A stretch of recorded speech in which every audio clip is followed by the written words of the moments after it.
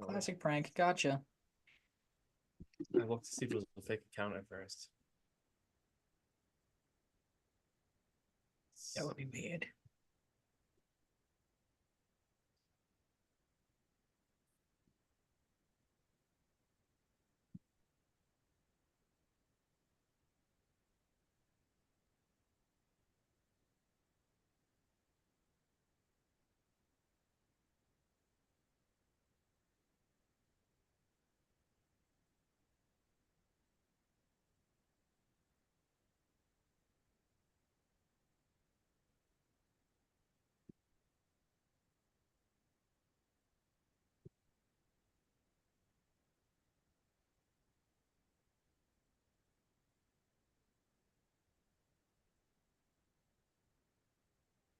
Hello, everyone. Welcome back to episode 213 of Salvaggio and Cratty here for you again. Another Wednesday night, October 30th, Halloween Eve, 6:58 p.m. Um, we'll start with football tonight as usual, switch to hockey, and then some World Series talk. We did have a hockey trade, just dropped Timothy Liljegren to the Sharks for a third, which would be the better of Edmonton and Colorado's, a fifth next year, and Matt Benning. So a little trade right before the show.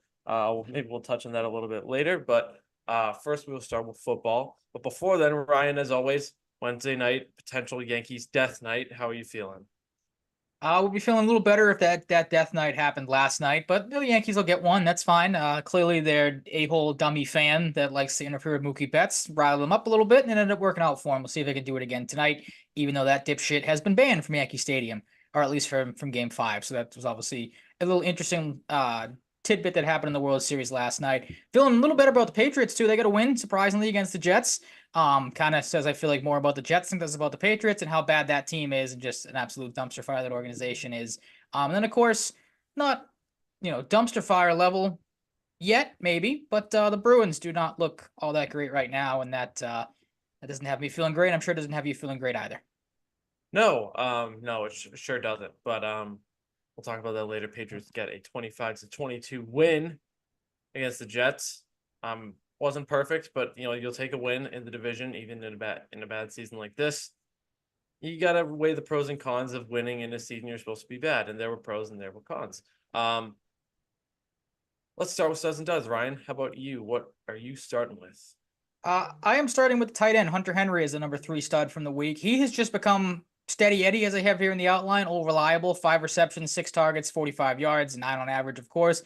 He makes the tough plays, whether it's Jacoby Brissett in there. I think this mostly came with Drake May in there. But Hunter Henry's been great. And as we'll get a little into later with the duds, of course, if you watch the game, you probably know where we're going with that category. But good to see the Patriots have at least one person that can catch the ball. Hunter Henry again has become just the old reliable for whoever's a quarterback, and that's obviously great to see, being the veteran that he is. Yeah, he's very good, very consistent right now, and it is necessary. Kind of echoing a lot of the same points from last week. I wanted to put him in there, but I figured I'd highlight another player. Let's highlight the defensive side of the ball a little bit. Christian Ellis, 3 tackles, 6 assists, 9 total tackles, a sack for 9 yards, a tackle loss and QB hit. So definitely the most productive guy on defense. We'll talk about a certain other defensive player who bounced back, but getting Christian Ellis's flowers. He showed up. Yes, he did. A guy that was kind of under the microscope. I feel like the last couple of weeks wasn't that good to start the game. I think he was defensive pass interference, had some sort of penalty or did something. I'm trying to pull up the notes I had from the game. Yeah, the pass interference on 3rd and 3 that put the Jets on the 1. Obviously not a great way to start that game off, but he definitely redeemed himself pretty quickly in this game. Played very, very well. Maybe his best game of the season with the stat line that you mentioned. Yes, absolutely excellent. All right, on to number 2. I think you have the same one as I do. You do. Jacoby Brissett, how could it not be? I feel like we very easily, if he played the whole game, Drake May was probably going to find his way on this list as well, because I think he was, 3 for 6, had over 40 rushing yards, was very good in this game, but obviously have to give credit to Jacoby Brissett coming into the situation that he did. 15 for 24, 132 yards, no touchdowns, of course, through the air. Of course, Ramondre Stevenson got the 2 touchdowns, and of course, the game-winning one.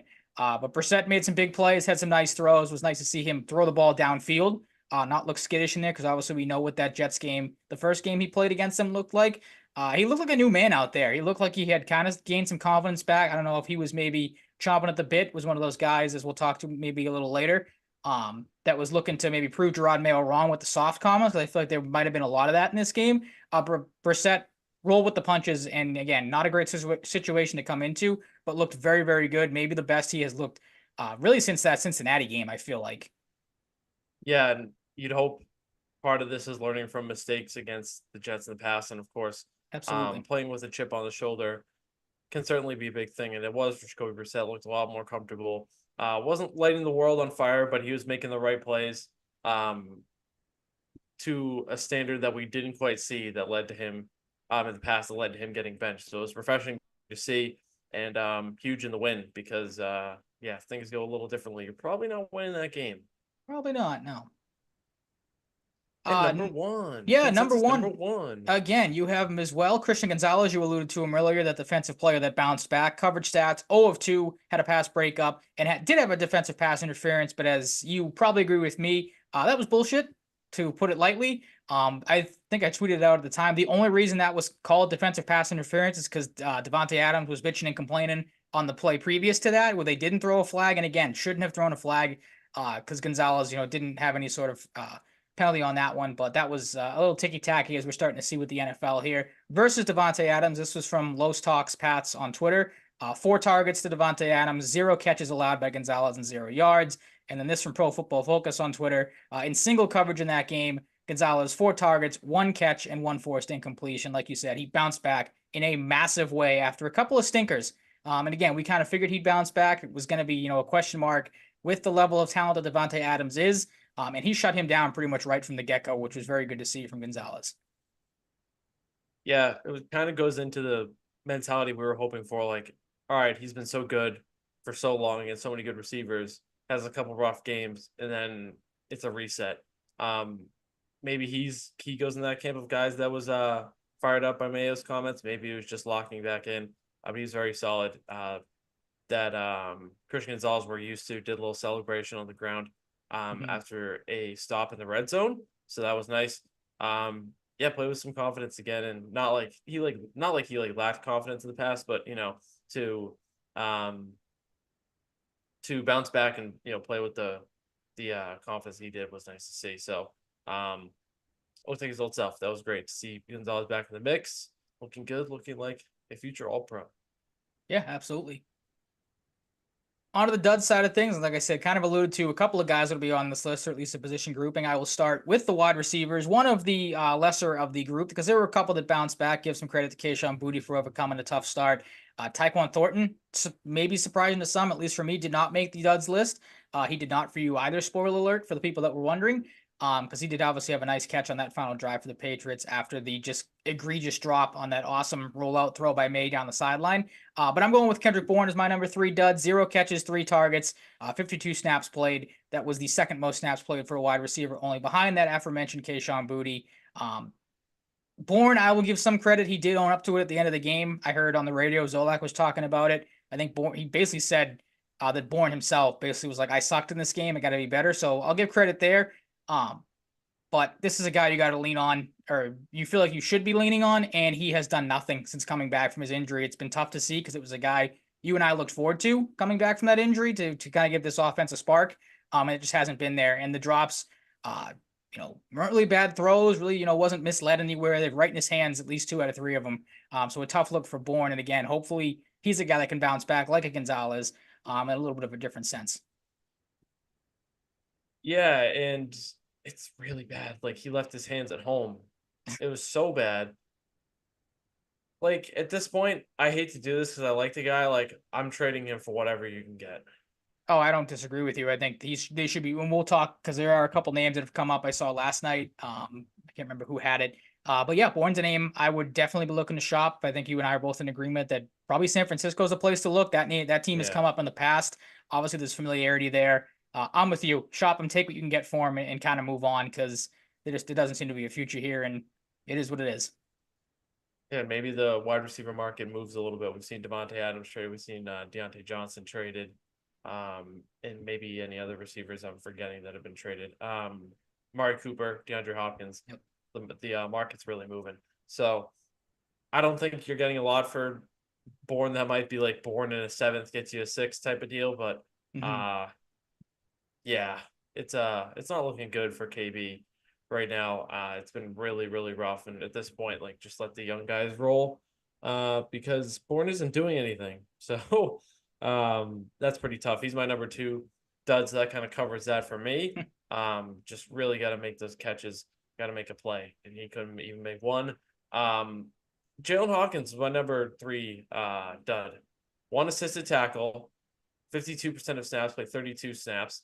And he dropped an easy interception, which I did not like, and drew the ire of my dad and I watching the game at home. Yeah, just really non-existent on playing more than half the defensive snaps, and dropped an interception that would have been timely. I believe, yeah, it was like very late in the game. Hmm. Yeah, not great. I mean, the safeties, not that he did a whole lot to merit being on the duds list, but one of those kind of like, did he even play in this game? Like Marte Mapu, I didn't think was great in this game either. Kind of non-existent. Tough to see, obviously, when you lose Duggar last second. It seemed like obviously a late, not a late scratch. We knew he wasn't going to play, but you know what I mean. Kind of a surprise that he was out for this game. So you're kind of looking for somebody else in that position to step up.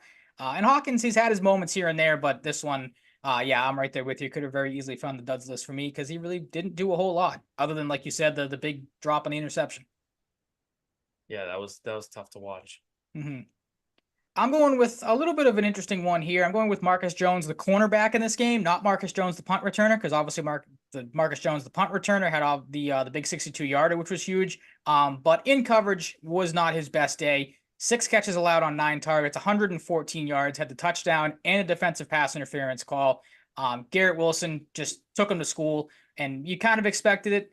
This is from Mark Daniels, an interesting tweet he had the other night. Said Marcus Jones allowed 7 catches for 93 yards in the first 7 games. He more than had his hands full with Garrett Wilson, his toughest game as an NFL cornerback. And for that reason, like I'm not going to harp on Jones too much because you really didn't expect him to have a big performance against Garrett Wilson. Obviously, the stat line was not great, but put in a tough spot. He's not an outside corner. Garrett Wilson, obviously the better of the two players in that matchup, and he's probably going to win those matchups more so than not. So you hope this is kind of a learning moment for Marcus Jones, and he moves on from it because again, not going to harp on it too much. Yeah, I'm in the same camp. And another thing I wanted to add, he's my number one just because of the coverage stuff. I don't. It would have been tough in a different sense if he's on Adams. So like I don't really know if he was putting together a great performance regardless in this Either game. way, yeah. Um, Wilson is of course the more athletic guy at this point. Adams is great, but I mean he's Wilson's a spring chicken in comparison and quite good. Ohio State has a tendency to do that with receivers. Um, and yeah, like I don't know, maybe like he gets overpowered by Devonte Adams, and this is just the quickness and route running and overall skill discrepancy between Jones and Wilson. So it's a tough spot. You hope he can rebound from it, and thankfully they won the game because with a performance like that from Garrett Wilson, it could have ended up on the other side. We're talking about a losing effort here, with one of your corners in unfamiliar territory playing in a late receiver and struggling. So Yeah, absolutely. And you, with that, have run through your dud side of the list. I will finish up mine. Maybe some disagreement here from some people listening. I kind of want to get your thoughts on it as well. But I have KJ Osborne as my number one.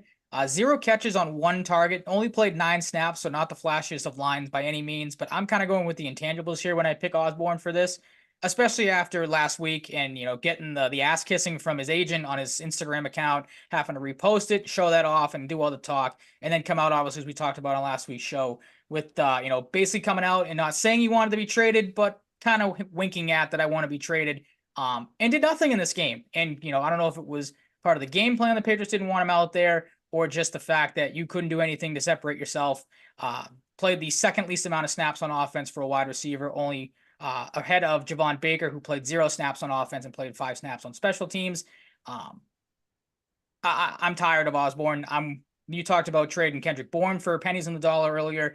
I would trade Osborne for at this point just a sack of used footballs and the old money ball of we'll pay for your vending machines in the locker room of the clubhouse because KJ Osborne is literally useless out there. He doesn't do anything except cause problems might be a bit too far when it comes to the Instagram stuff and off the field. But you know what I mean? Like, he's become more of a nuisance than anything else. And I'd like to see no more of KJ Osborne because he just does not bring anything to this football team. Yeah, I get where you're coming at. It's fair. It's not something everybody's going to agree with, but it's fair. Mm-hmm. Like um you're gonna be thinking about trading him if you can, if you're Elliot Wolf by November 5th at 4 p.m. So I expect one of them to be gone. Like trading both just doesn't make any sense because then you're just left with like no veterans besides your Mm-hmm. tight ends Then you to have to throw to, play. Yeah. and anyone out of the backfield you may or may not throw to. Yep. Um, and of course, partially depends on how ready you are to give not Kayshawn Booty, Javon Baker maybe a shot. If you're trading one or two guys in your receiver core, I don't think two makes sense. You trade one of Osborne and Bourne, I imagine. Kind of lead more towards Osborne, but I don't know. I think Bourne would have a little more appeal. But at the Mm-hmm. same time, Bourne is not playing good, so it's really hard to say. Um, we'll just see what they do. Because I think they'll trade one of them. But where should we go next, Ryan? What's next on the agenda? Just any takeaways you have from this game. Obviously, there's been some talk of, did the Patriots really win this game? Did the Jets really give it away? I'm not really going to get into that because I feel like that's kind of a moot point at this point. I think both are Yeah. kind of complicit. Um, for me, just a couple of takeaways. Obviously, like I kind of said at the start of the show, it was nice to see the Patriots respond. Because we did have that question going into this game. Would they respond to the soft comments? Would they kind of just look at it like rightfully, maybe some people did, of like, who are you, Gerard Mayo, to call us soft? Like, that's kind of on you to get the team prepared better. And, what does it say about you? And for me, that I thought it was nice to see them bounce back and play pretty tough in this game. Now, like you said earlier, there were still some mistakes. It wasn't all that, perfect and anything, but I thought this was a step in the right direction, if you could call it that. The other thing, the offensive line, again, wasn't the prettiest, but there were improvements. The trio that they, or the combination they had, Brown allowed a sack and a hit. Jacobs allowed a hit on when it would hit. They had a holding penalty for Michael Jordan. But other than that, again, pretty solid for the most part. So maybe you're building something there. And then obviously the biggest takeaway from this game, the Drake May concussion. I don't know if you had. I wouldn't say the hit was dirty. I feel like if you're the referee in that situation, you have to ask Drake May if he's okay after that hit. You probably should have thrown the flag in that spot because it is head-to-head or helmet-to-helmet contact. And obviously now Drake may not play in this game against the Titans because he's still in concussion protocol. But any thoughts on any of the stuff I mentioned there, or maybe anything you saw in this game? Or if you just want to laugh at the Jets and how just incompetent they are with, burning 3 timeouts in the first quarter, having a delay game on a 2-point conversion, and just complete stupidity in this game. The Jets can still be the Jets even with Aaron Rodgers. I liked the rushing touchdown. I liked the confidence he shows to run and take risks. It's like, he doesn't he's not always running to the sidelines, just like trying to get out of bounds. Like he runs into dangerous areas. And unfortunately got hurt using his legs, but I don't think that was like a huge bugaboo for him. Yeah, they probably should have thrown a flag. I'm glad it wasn't head on head. There was some contact, like upper body, head. But I don't know. Like, it doesn't seem super serious, hopefully, right now. Like, I haven't got really any indications of that from seeing shit online, but I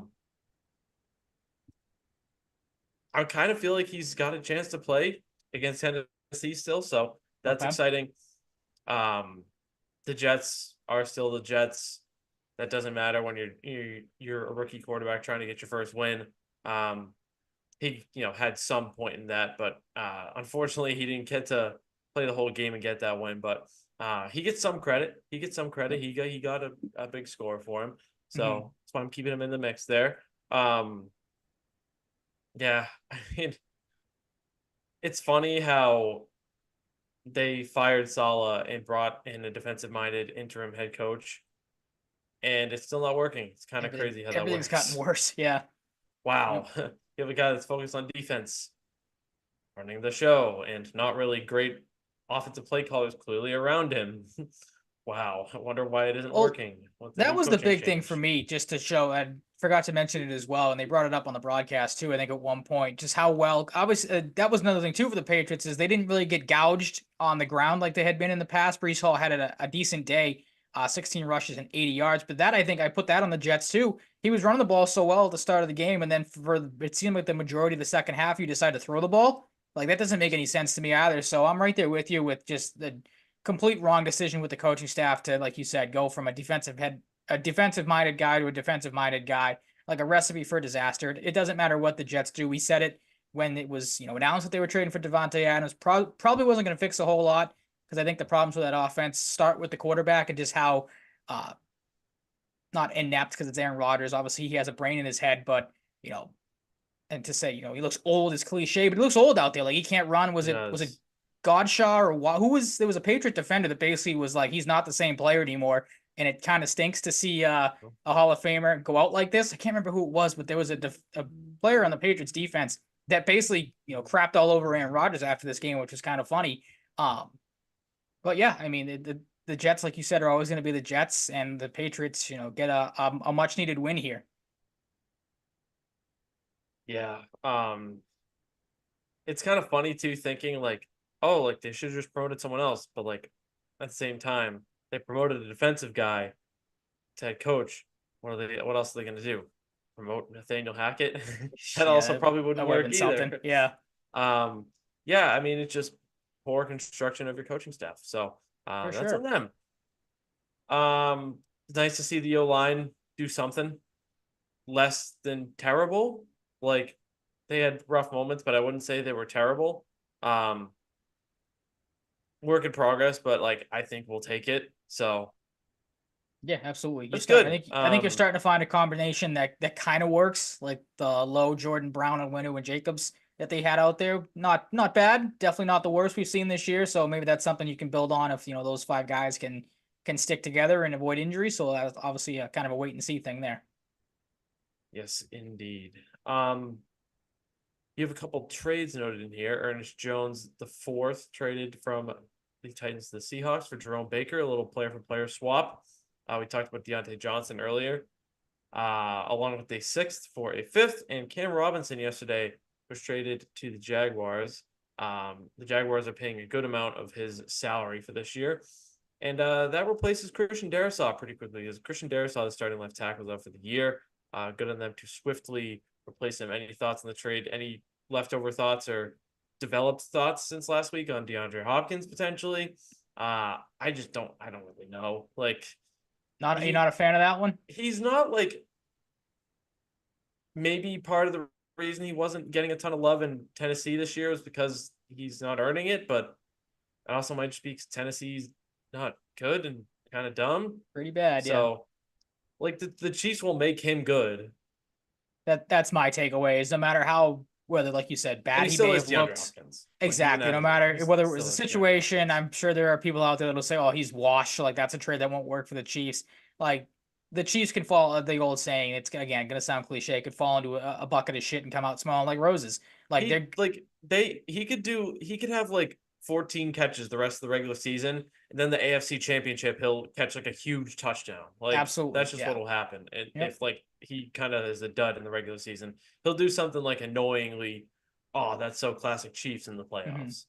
Yeah, So and I think it's in not to say that Xavier Worthy's a bad player or anything, but it's a more reliable option when you get later into the season and maybe like you said, you have to come up with a big play. Like, do you want DeAndre yeah, Hopkins downfield making a big catch, or do no you want Rashee Rice, no exactly? You don't Hollywood have Brown. so yeah, Like you have to rely on some of these other guys. And again, not to say Worthy's had a bad season or anything, but just there's that unproven factor. Like he gets into a big game, what's he going to look like? DeAndre Hopkins is a little bit more of a reliable option. Again, whether he's old or washed or not, I'm 100% with you. I thought you took the words right out of my mouth. He's going to have a big play for them down the stretch, and it's going to be annoying because, like you said, it's going to be like, oh, of course they get something out of an older, maybe at the end of his career, DeAndre Hopkins.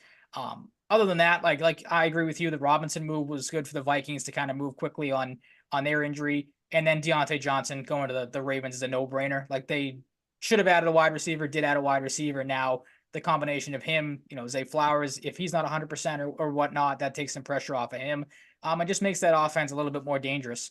To pair with the revival of Mark Andrews, it seems like, and then obviously what Derrick Henry's been able to do for that team. Yeah, they could use a third piece there. Like Bateman has his moments, Zay is Zay, but like in the past, you've had guys like Devin Duvernay who's no longer there, Tyler Wallace, like um Nelson Aguilar is like good for a play every once in a He while, makes but a big like play. Yeah. Deontay Johnson is like a good cheap ad there that I really like for the Ravens. Hmm. Um, Speaking of DeAndre Hopkins' former team, the Patriots have them this week, a team somehow lower in the draft order as of now than the Patriots. The Patriots beat the Jets too and still have a better draft pick than them, which is hilarious. Titans open up at 3.5 point favorites. Now they're at -3. Last time you updated this, I haven't looked since. It could have changed, but I kind of doubt it. Over under is 38.5 points. The Titans are 1-6. The Patriots are 2-6.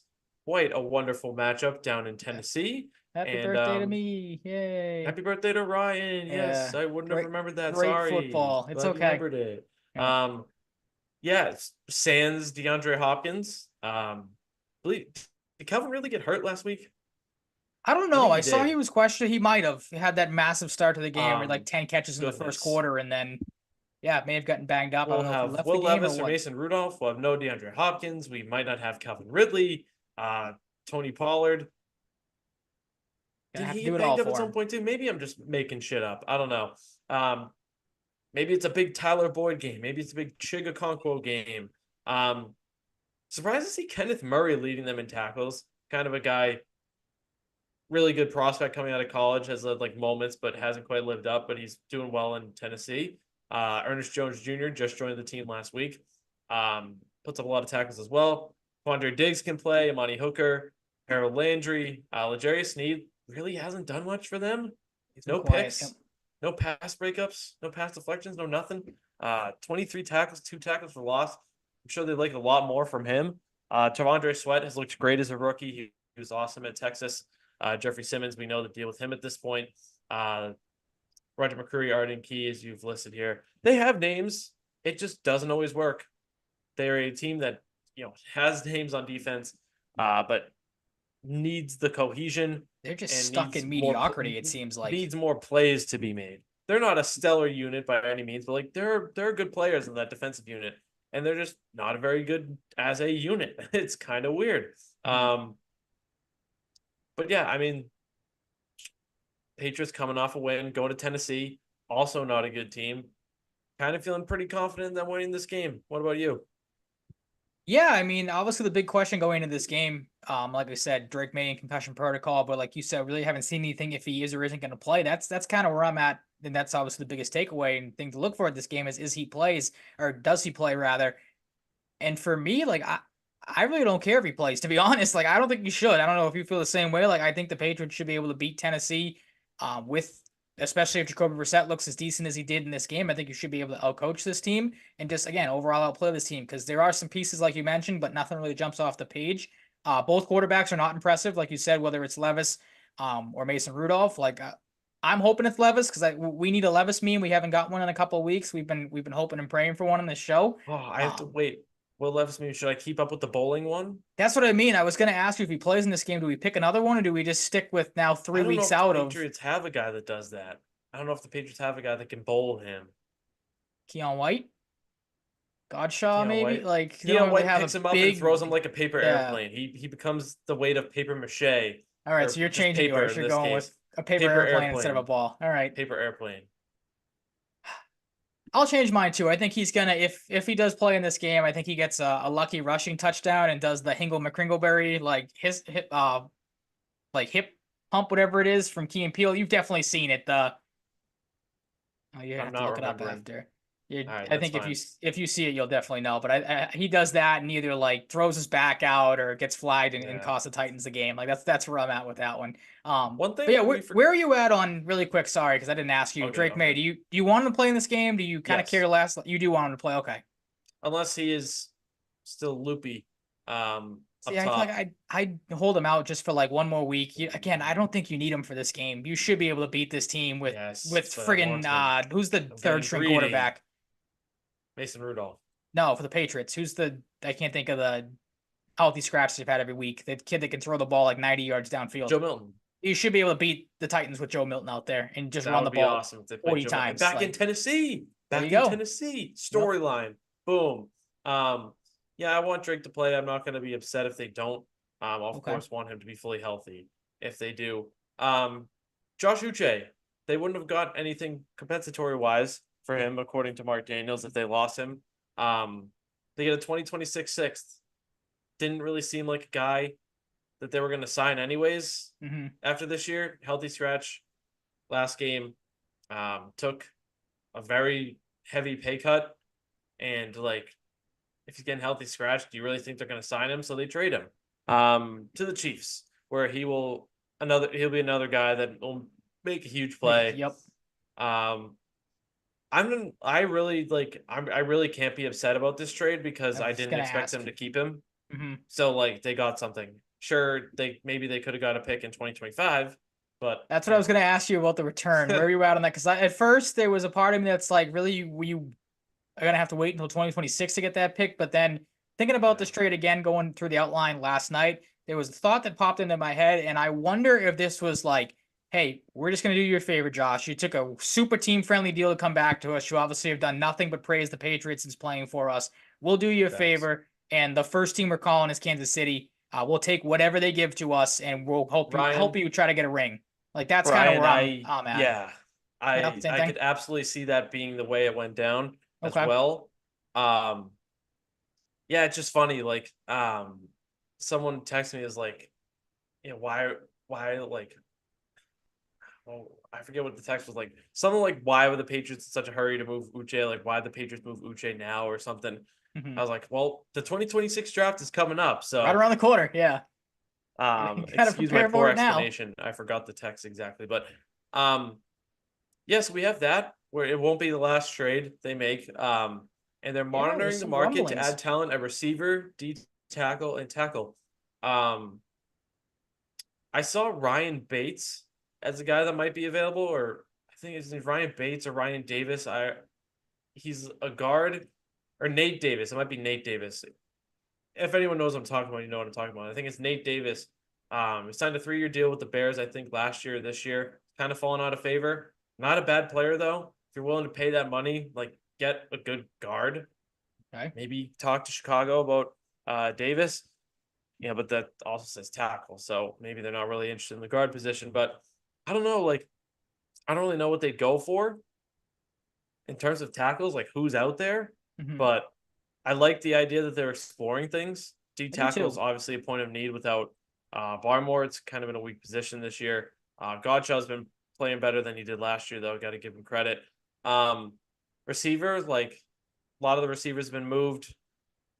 I doubt the Jets are going to give you Mike Williams, but like, who cares for them at this point? Because they might feel they're cooked. That's an interesting one because I thought of him the other day too. So that's funny you bring his name up. I feel like that's one you could maybe pry. I probably don't want to do an interdivision trade, but like he's not going to play for them. I feel like the Jets, with the way they're going, would probably take whatever draft capital they can get at this point. Like I wouldn't hate kicking the tires on Mike Williams. Absolutely.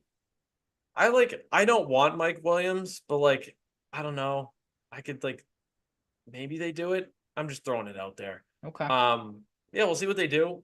Tyquan Thornton's like an interesting one that's been brought up as the Patriots could trade him, but like Can't he believe just they're getting calls on him and KJ he hasn't Osborne. even like it's the youth factor. Maybe some of these teams that are calling him like Yep. liked him at Baylor as well. That's what was Albert Breer's That reasoning. has Is to he be the said thing, speed right? is. Because nobody sees his what he's done in the NFL is like, oh, we got to get him, even if it's for Mhm. dirt cheap.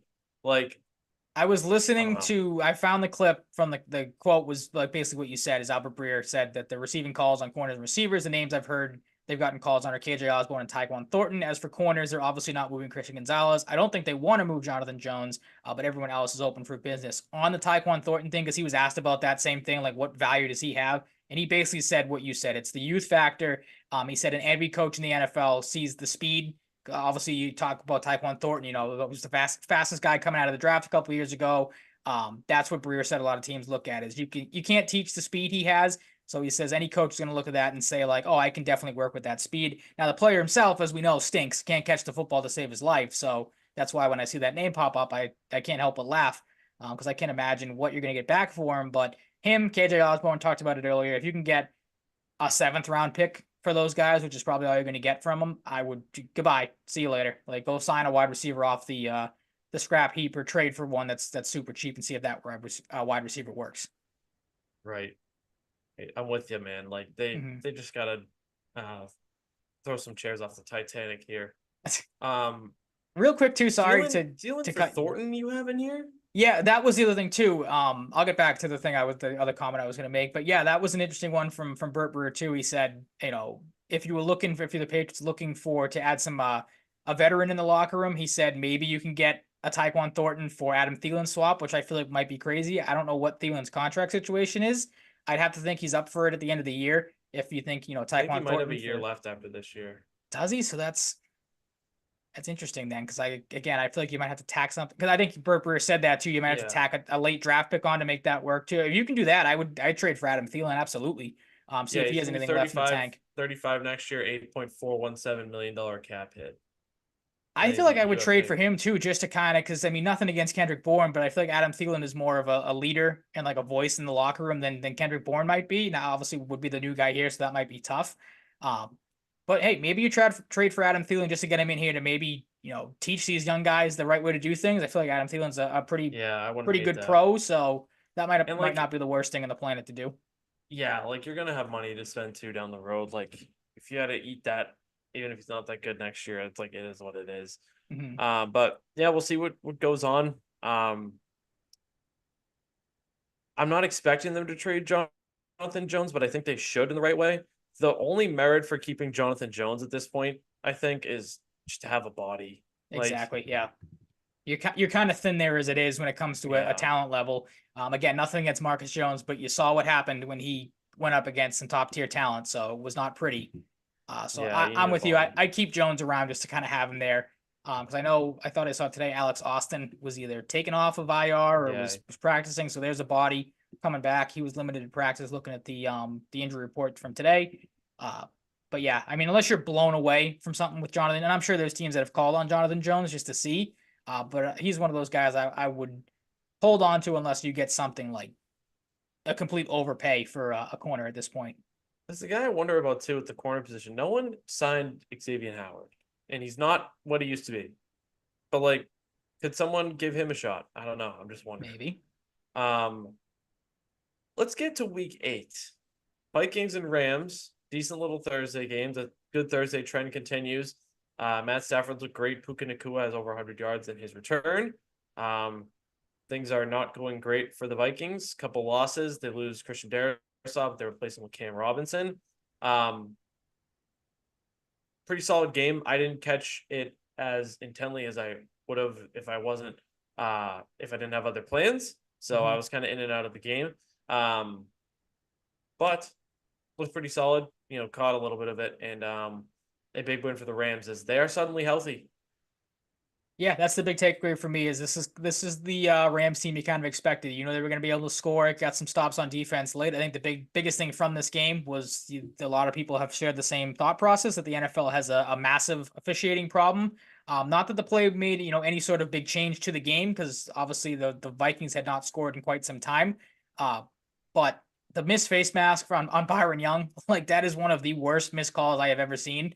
I don't know how, with a referee standing right there, you can watch a guy's head literally get twisted around like Sam Darnold did, looking again right at the play and then just not call that. Like again, I don't think it changed the game. I feel like a lot of people kind of took that angle when it happened. Like, oh, you took a chance away from the Vikings. Yeah, you took a chance away from the Vikings to maybe drive down the field and make it interesting. But again, the Rams defense had clamped them down since really the first quarter, I feel like, of that game. And who knows if they would have scored? Who knows if they would have done anything, even if you gave them the 15 yards or whatever it might have been.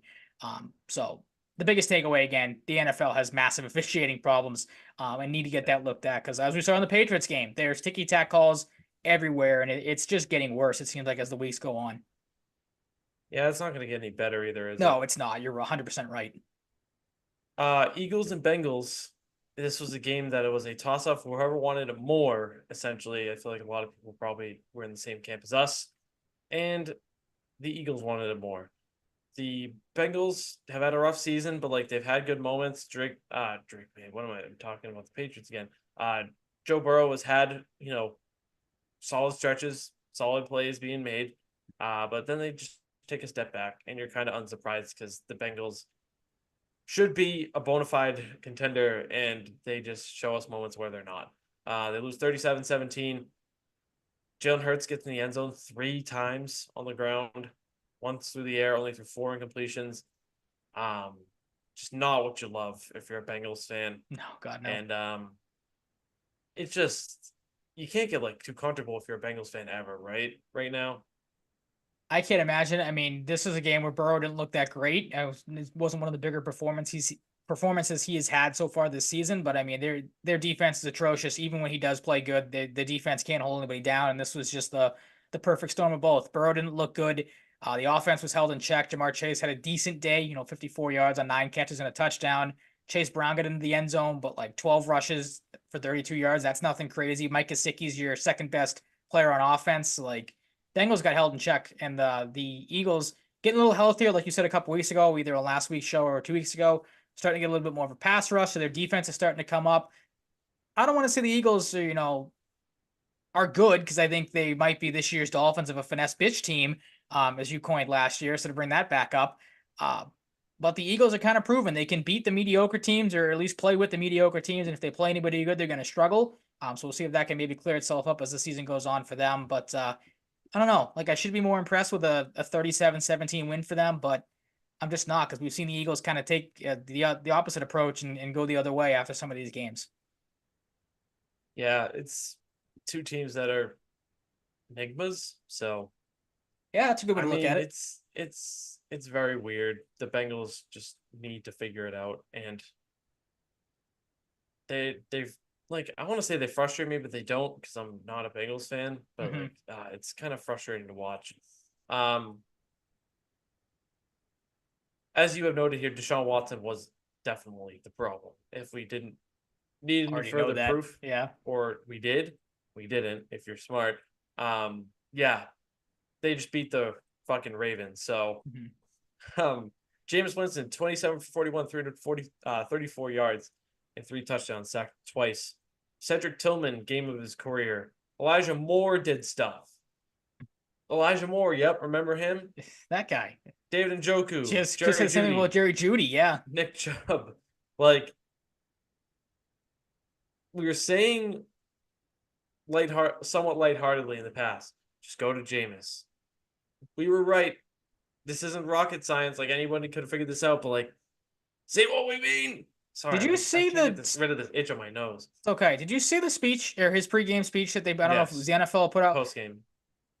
No, there was or his huddle in the pregame getting everybody hyped up too. There Oh! was I a thought you were video of talking about that the that one where he came was out. talking about every answer was like something about God, and he was just like, someone's like, this is like a movie script he's reading.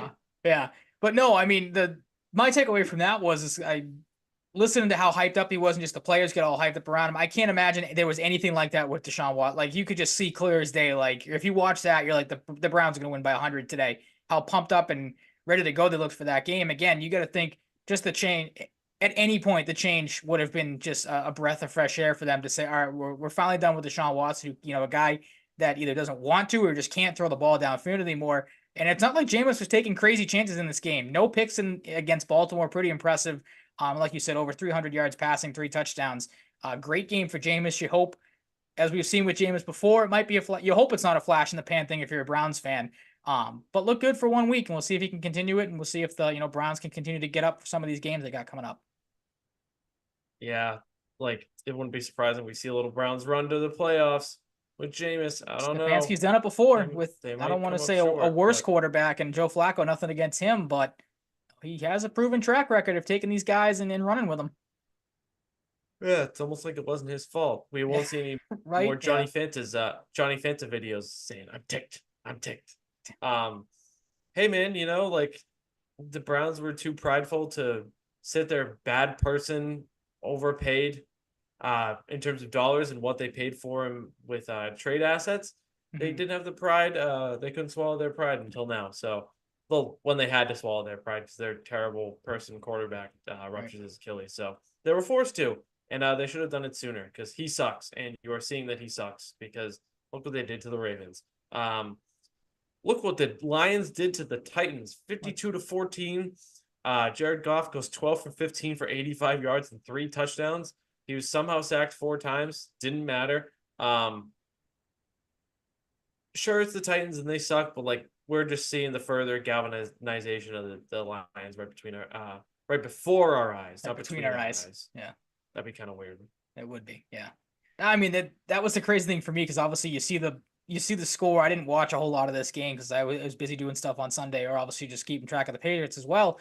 But you look at that game, you're like, okay, Jared Goff had to have gone off for like 400 yards or something ridiculous, and like you said, nope, it's 85 yards, and they put up 52 points. Like that's insane. They got like we talked about before. They have the best running back duo in football. I mean, David Montgomery had a passing touchdown and a rushing touchdown. Um, Jahmyr Gibbs had, I think, what was a 70-plus yard rushing touchdown in that game. Sam Laporte has kind of come back after a slow start. The crazy thing, too, I'm on St. Brown. They scored 52 points. He has 2 catches and 7 yards the entire game and a touchdown as well. So it never stops with this Lions team. Again, it probably was an expected thing to beat up on the Titans as they did. But every week it seems like they're doing something different. And if you're a Lions fan, you're going to be having a hell of a lot of fun watching this team right now. Yeah, absolutely. The Khalif Raymond touchdown was crazy too. Like they just put up highlight after highlight. Yep. Texans 23, Colts 20. I'm gonna change your first 4 words here. Anthony Richardson might suck to Anthony Richardson sucks. Okay, I was gonna say And change it he to does asked to suck, be taken out of the game. that's a yeah. That was I would want him traded. I'm not kidding, not exaggerating. I would want him traded.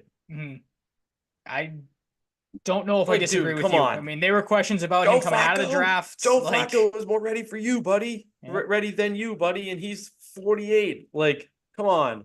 Are we serious? I mean, I don't know if I have more of a problem with the fatigue factor of Anthony Richardson having to come after a run or the stupidity factor of how do you not, like, if you're that gassed, call a run play or two. Like, call if there's a pass play coming up beforehand, or you think you're too gassed to throw the ball downfield or whatever it might have been. You can audible to a run play, right? Or change it up, maybe dump the ball. Like you don't have to completely take yourself out of the game. Like that was, and then to admit that after the game too, you could have just been like, yeah, like I was a little because he was banged up coming into this game. So lie and say you were hurt. And he gets himself hurt all the time. Like I would want him gone so fast if I was a fucking. I feel like he doesn't see the light of day the rest of the season. I feel unless Flacco gets hurt. Like I don't know how you could go back to even if Flacco struggles. I feel like you can't go back to Richardson after this. Like they're not playing. They're not like a playoff no, they're team right now. They're underperforming big time. Look what fucking Flacco did with the Browns last year. Like just run him the rest of the year. Texans lose Stephon Diggs for the year with the torn ACL in this game. They already got Nico Collins out, so welcome to even more relevancy in that offense, Tank Dell. Josh Downs was great. Jonathan Taylor was great. Wasn't enough. Close game, but yeah, Houston's defense continues to be Houston's defense. And 5 sacks, a pick, 10 pass deflections, 9 quarterback hits, 6 tackles for loss, forced fumble, and fumble recovery. Oh my goodness. Yeah, I like the Colts. I would just like, how do you even enjoy watching this team? Like knowing it's just going to be the same type of result every year. Flacco can give you a spark. Like that's about it.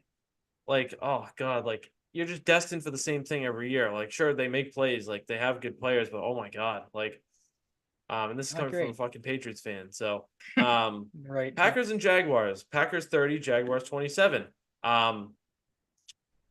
Jaguars keep it close against the Packers, and then trade their left tackle. Jordan Love gets banged up again, as you've noted here. He didn't even do much. Malik Willis came in. Did not. Did you know that? That happened. We saw Malik Willis. Josh Jacobs, very good. Tucker Kraft, very good. Romeo Dobbs, pretty good. Trevor Lawrence at least didn't have a Trevor Lawrence stat line. Mm-hmm. So that's good, but it wasn't enough. Yeah, I mean, the tough thing for the Jaguars coming out of this game, Brian Thomas Jr. is banged up now. I think Christian Kirk broke his collarbone, so he's done for the year. So that offense that has struggled already to begin with this season with the talent they had on it, now is going to struggle probably even more. I know Parker Washington, I think, had a decent game, so maybe he's the guy that steps up for him. Maybe they actually use Evan Ingram until, wait until the final couple minutes of that game where he scores a touchdown. And maybe, Travis Etienne comes back and looks like Travis Etienne of old because Tank Bigsby looked good again. But yeah, it's just more of the same from the Packers, finding a way to win games, spreading the ball around. Romeo Dobbs had a nice game again. So that was good to see for them. And Josh Jacobs, after kind of a sluggish start, or maybe a start that we didn't expect him to have, has looked like the Josh Jacobs of old, and that could just propel this team even further than we think they're going to go to begin with. Yeah, he is very good and very strong as a runner. Tua returned and didn't get hurt. That's good, but the Dolphins lose by a point to the Cardinals, 28-27. They're like kind of back-ish. They're potentially trending towards back on offense, at least. Kyler was very good. James Conner was very good. Was. Marv got back to being Marv, and Trey McBride had 9 catches for 124 yards. But it was still close. So maybe that's something to build off for the Dolphins. I don't know. But yeah, I don't know. I said it last week. I'm just not really gonna have an easy time watching Dolphins games right now with the fact that Tua, something seriously bad could happen to him if he gets hit the wrong way. So Absolutely. I'm just gonna probably not watch Dolphins games, to be honest. I don't want to watch someone's career end or No, die that on the wouldn't. Yeah. field. I don't want to see that, really. Oh, there was a part in red zone they show where he took off in the red zone scramble, and you can kind of hear it on the broadcast. The entire Dolphin stadium be like, "Oh, here we go!" Like, and then actually he did slide, so he kind of knew when to go down. That was good. And then again, you kind of heard yeah, it sounded the cheer they gave him. It sounded like the Dolphins won the Super Bowl with how pumped up people got for just a simple action of a quarterback going down when he's supposed to. But yeah, I'm with you. It'll be interesting to see how he continues to go through this season. Obviously protected himself well in this game, and you got to think there's going to be a little bit of a not growing pains, but a grace period, I guess, getting him back from that injury because Tyreek Hill didn't have the biggest of games. Jalen Waddle didn't really do a whole lot. It was mainly the running backs for them. So you got to think there's going to be a little bit of a ramp up period for Tua to get back into it. Yeah, it's gonna be interesting to see how it goes because saw how much when he was out, how much he means to that team. Yep. No matter what you say about the guy, he clearly is a huge part of that offense. Falcons beat the Bucks 31-26, and Baker Mayfield continues to have moments, but continues to throw picks, lots of them. Kirk Cousins was back to we like had like 2 or 3 games like this now where Kirk Cousins just goes off. He got another one this week. Falcons look pretty good, but the Bucks without their 2 top receivers put up a pretty decent fight. Yeah, that was the surprising thing to me. I mean, you kind of figured the running backs would be involved a little bit more than they had been going into this. I thought Rashad White was going to be the more of the receiving back, but it ends up being Irving, who gets 7 receptions on, 7 catches on 40 yards. White obviously had the receiving touchdown. Cade Otton is obviously the number 1 guy on that team, as we all expected him to be. 9 catches, 81 yards, and 2 touchdowns. So Buccaneers, again, if they can continue to look this good on offense, maybe they're able to steal a couple games with some of their guys out. But the defense still not the greatest, and the Falcons obviously made them pay. Yeah, they need some. Baker's got to clean it up too, like you said. Like he said, no more Devin White. He's obviously moved on. Levante David isn't the player. Yaya Diaby's great, but he can't do it all. I feel like Joe Tryon Shoyinka, their first runner from a few years ago, should be doing more. And they have Vita Vea, but I don't know. They could use some other pieces, I feel like, to add some more oomph on that defense. 26-8 feels like a perfectly reasonable score for a Saints Chargers game with these teams the way they are. No scoregami on that one? No, I think this wow. It might have been the second time ever. That's surprising. So, yeah, I mean, the Saints are very hard to watch. And the Chargers just took advantage. I don't have a ton of a take no, away from this game. Like, it's okay. The Chargers are slow. Like they make plays, but like I don't know, they're not like we came to expect the last few years. Like the Chargers, like Justin Herbert, tons of receivers. They don't have tons of receivers anymore. They're run heavy, and their offensive line is a big strength of theirs. And it's a little different. Like Justin Herbert made plays here, no doubt. They made plays. Like there was some fun plays made. And Ladd McConkey was great, but like I don't know. I need to see this consistently for me to be like, oh, the Chargers. Oh yeah. Take the Chargers as a serious threat for sure. Yeah, I don't know. It's they got me in a weird headspace to sum it up, I guess. And man, the Saints. What did I say? Yes. Under 7.5 wins. What did I say? Hammer Goodness that. Gracious. Absolutely. Wish I actually bet it. I forgot. Not because, good. Yeah, whatever. I don't like futures. I was just throwing that out there. Like futures aren't really that fun for me. Like the Broncos are screwing mine, thinking that they would have less than 5.5 wins. They are currently at 5, so you got to lose out the rest of the way, gentlemen. Yes, do that. Help me out. But yeah, I have no take on this game other than kind of what you said. Like this is another one that you figured it would go exactly like it did. Obviously, didn't expect a safety right out of the gate. But the Chargers took it to the Saints. Really, no surprise there. Herbert didn't have to be great. You really didn't expect it to have to be in this game. Dobbins did what he has done all season. Like you said, good to see Lad McConkey kind of finally have his breakout game, because you could see it coming. There were moments where he had some big performances or had some nice games here and there, but this was the first one where he really looked like the wide receiver we kind of expected him to look like, or was so highly touted as coming out of the drafts. Yeah, he was great. Know what? You know what I just thought of? We were talking about like saving Howard earlier. We are talking about free agents. I wonder if someone signs Hunter Renfro. I didn't even know he was available still, so maybe. Patriots? I was just gonna say maybe the Patriots trade a couple wide receivers away. They bring in Hunter Renfro for one last hurrah and see what you can do. Maybe a guy that can run routes. That would be nice too. Catch balls. I don't know what he's doing right now. He's a free agent. The Bills crumple the Seahawks by 3 touchdowns. James Cook does what he is capable of doing. There are just games where James Cook looks like one of the best running backs in the league. Khalil Shakir, Keon Coleman, Dalton Kincaid lead the way.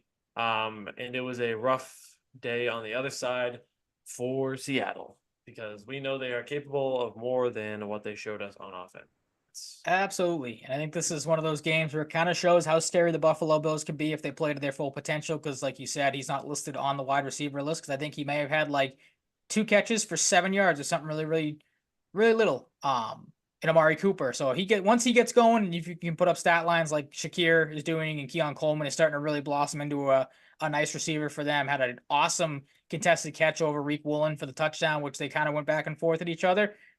He's building confidence, which is great to see. The Bills looking like a very dangerous team, as dangerous as they maybe have all season.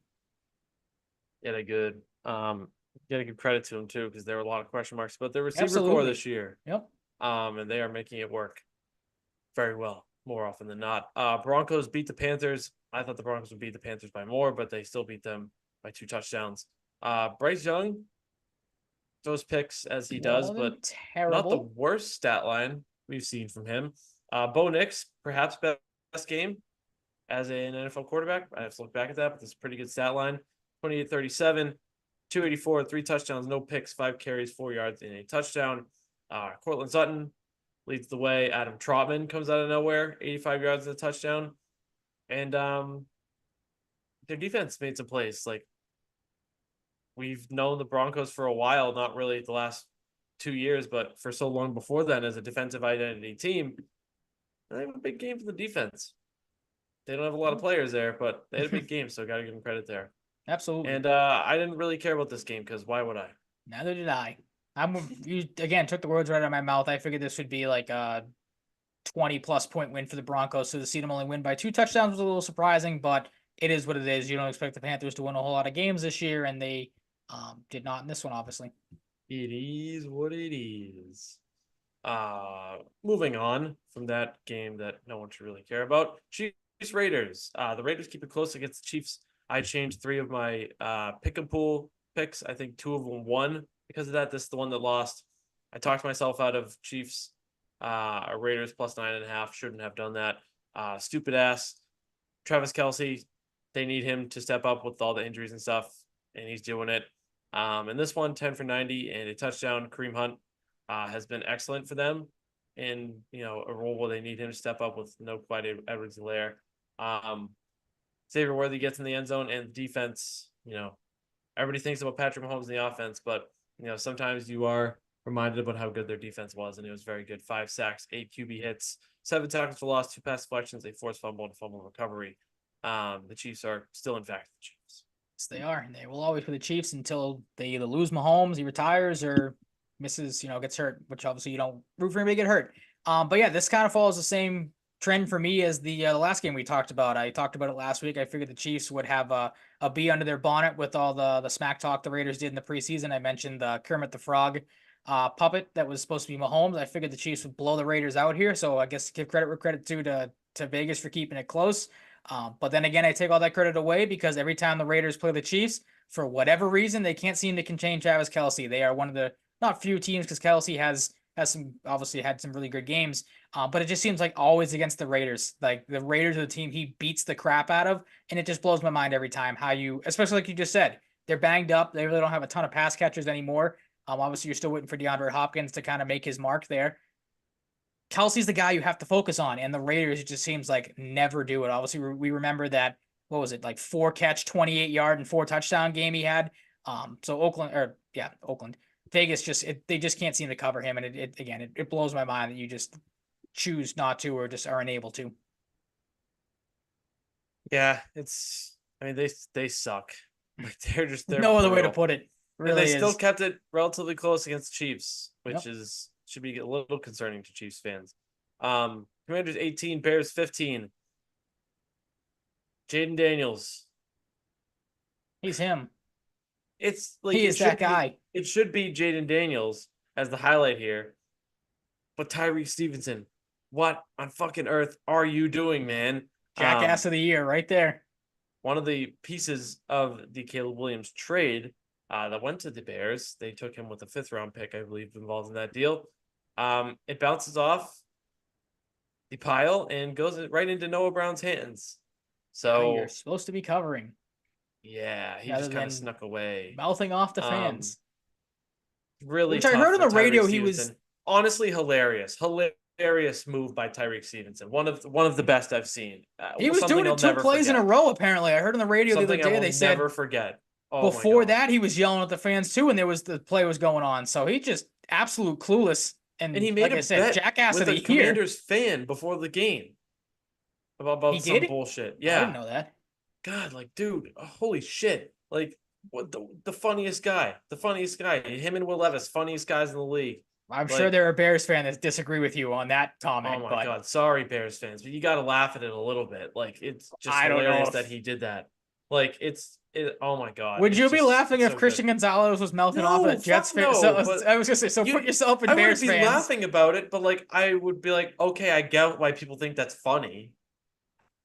I don't know. You legitimately, you never want to talk about, you're a player that cost your team a game. This idiot legitimately cost his team the game. If you're thinking about outside fans thinking it's funny, you have to understand that. That's I guess, yeah. Like, yeah, I mean, Caleb Williams really struggled in this game. And as a result, so did the offense, besides DeAndre Swift. Yeah, shout out to DeAndre Swift, because that long touchdown run kept my 0-8 now 0-8 season in Dynasty, the race for Ashton Genty, alive. So, nice. Yes, I need him. Kept it close. Hey, I kept it close. I don't tank. My team's just bad. I don't tank. My team's just bad. I hope to lose. I don't tank. I hope to lose at this point, because what the fuck is the point of winning when you're 0-7? And it's fake football. It's fantasy. Any other takeaways from this game, or should we move on to Nope, we should move on. Night football? The 49ers beat the Cowboys. Brock Purdy. Pretty efficient. Like, this is a type of stat line you expect from Brock Purdy. 18 for 26, 260 and a touchdown. And he gets in the end zone on the ground with his legs. 8 for 56 and a touchdown. Pretty solid. You'll take it. CeeDee Lamb just ruined any chance I had of winning in fantasy with 2 late touchdowns. Right there with you. 129 points is not enough when CeeDee Lamb goes for 146 and 2 late touchdowns. Yeah. I had a chance. I was stupid and trusted Jordan Mason in this game again, only to watch him get hurt like 4 plays into the game again. Fucking damn it, man. Isaac Garendo, the Louisville fella, Louisville college football tangent. BC has blown 3, I think, 20-point leads now in the last 5 weeks in football, and Louisville is the latest team to do it. Their running back now made me think their running back now is awesome. So their Isaac Garendo replacement is a beast.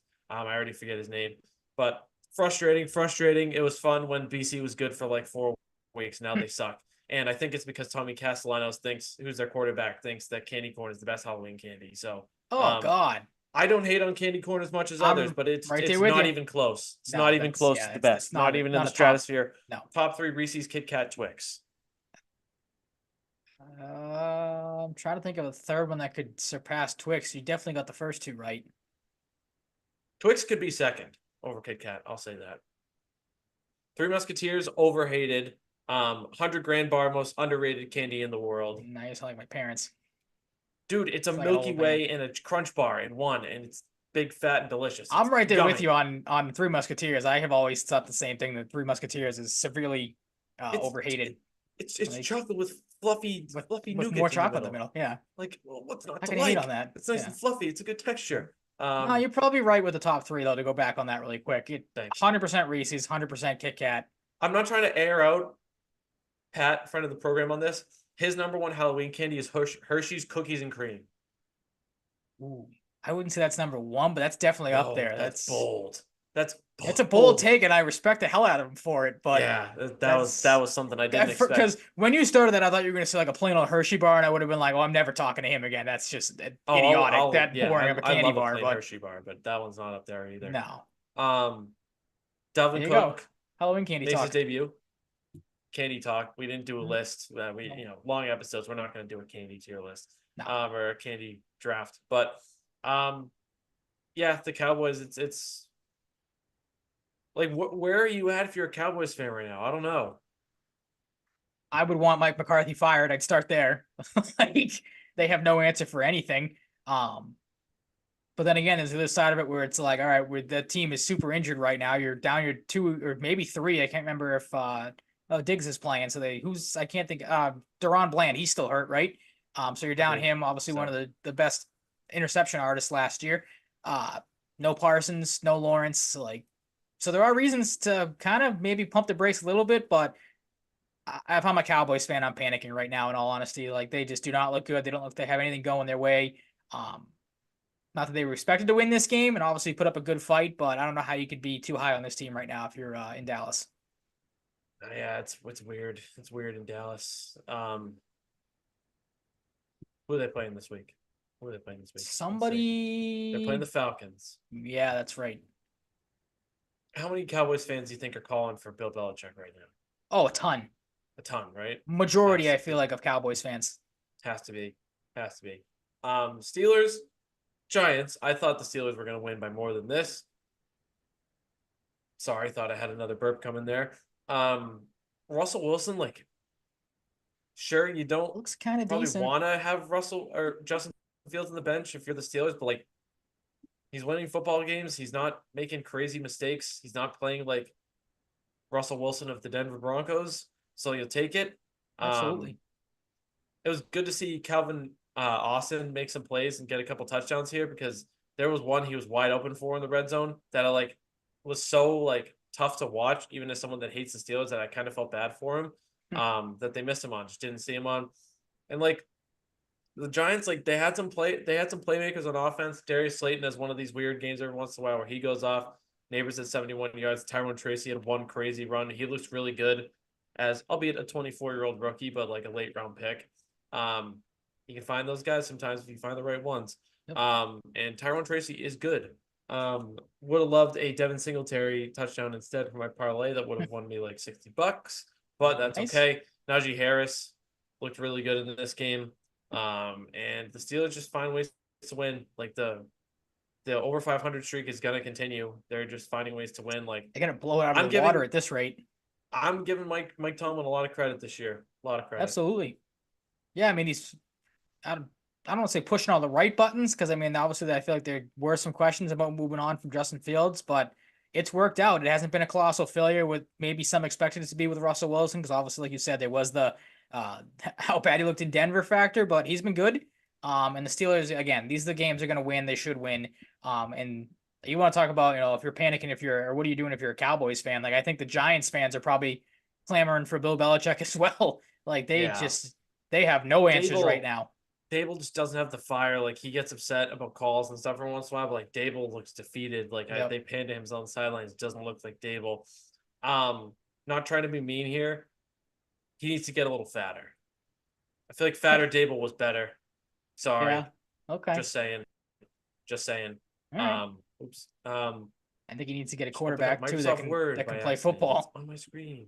Like I feel bad for if there's a coach I feel bad for in the NFL, and I could care less because I hate the Giants, obviously, with those two Super Bowls against the Patriots. But like I feel bad for Daboll. I feel bad for Malik Neighbors because like he obviously is good with Daniel Jones. It could just be so much better if he had a quarterback that could actually get him the football, and actually perform like a quarterback should. Because Daniel Jones, as people know that listen to the show, he sucks. He is up there as the worst quarterback in the NFL, and Daboll is gonna get canned because of it.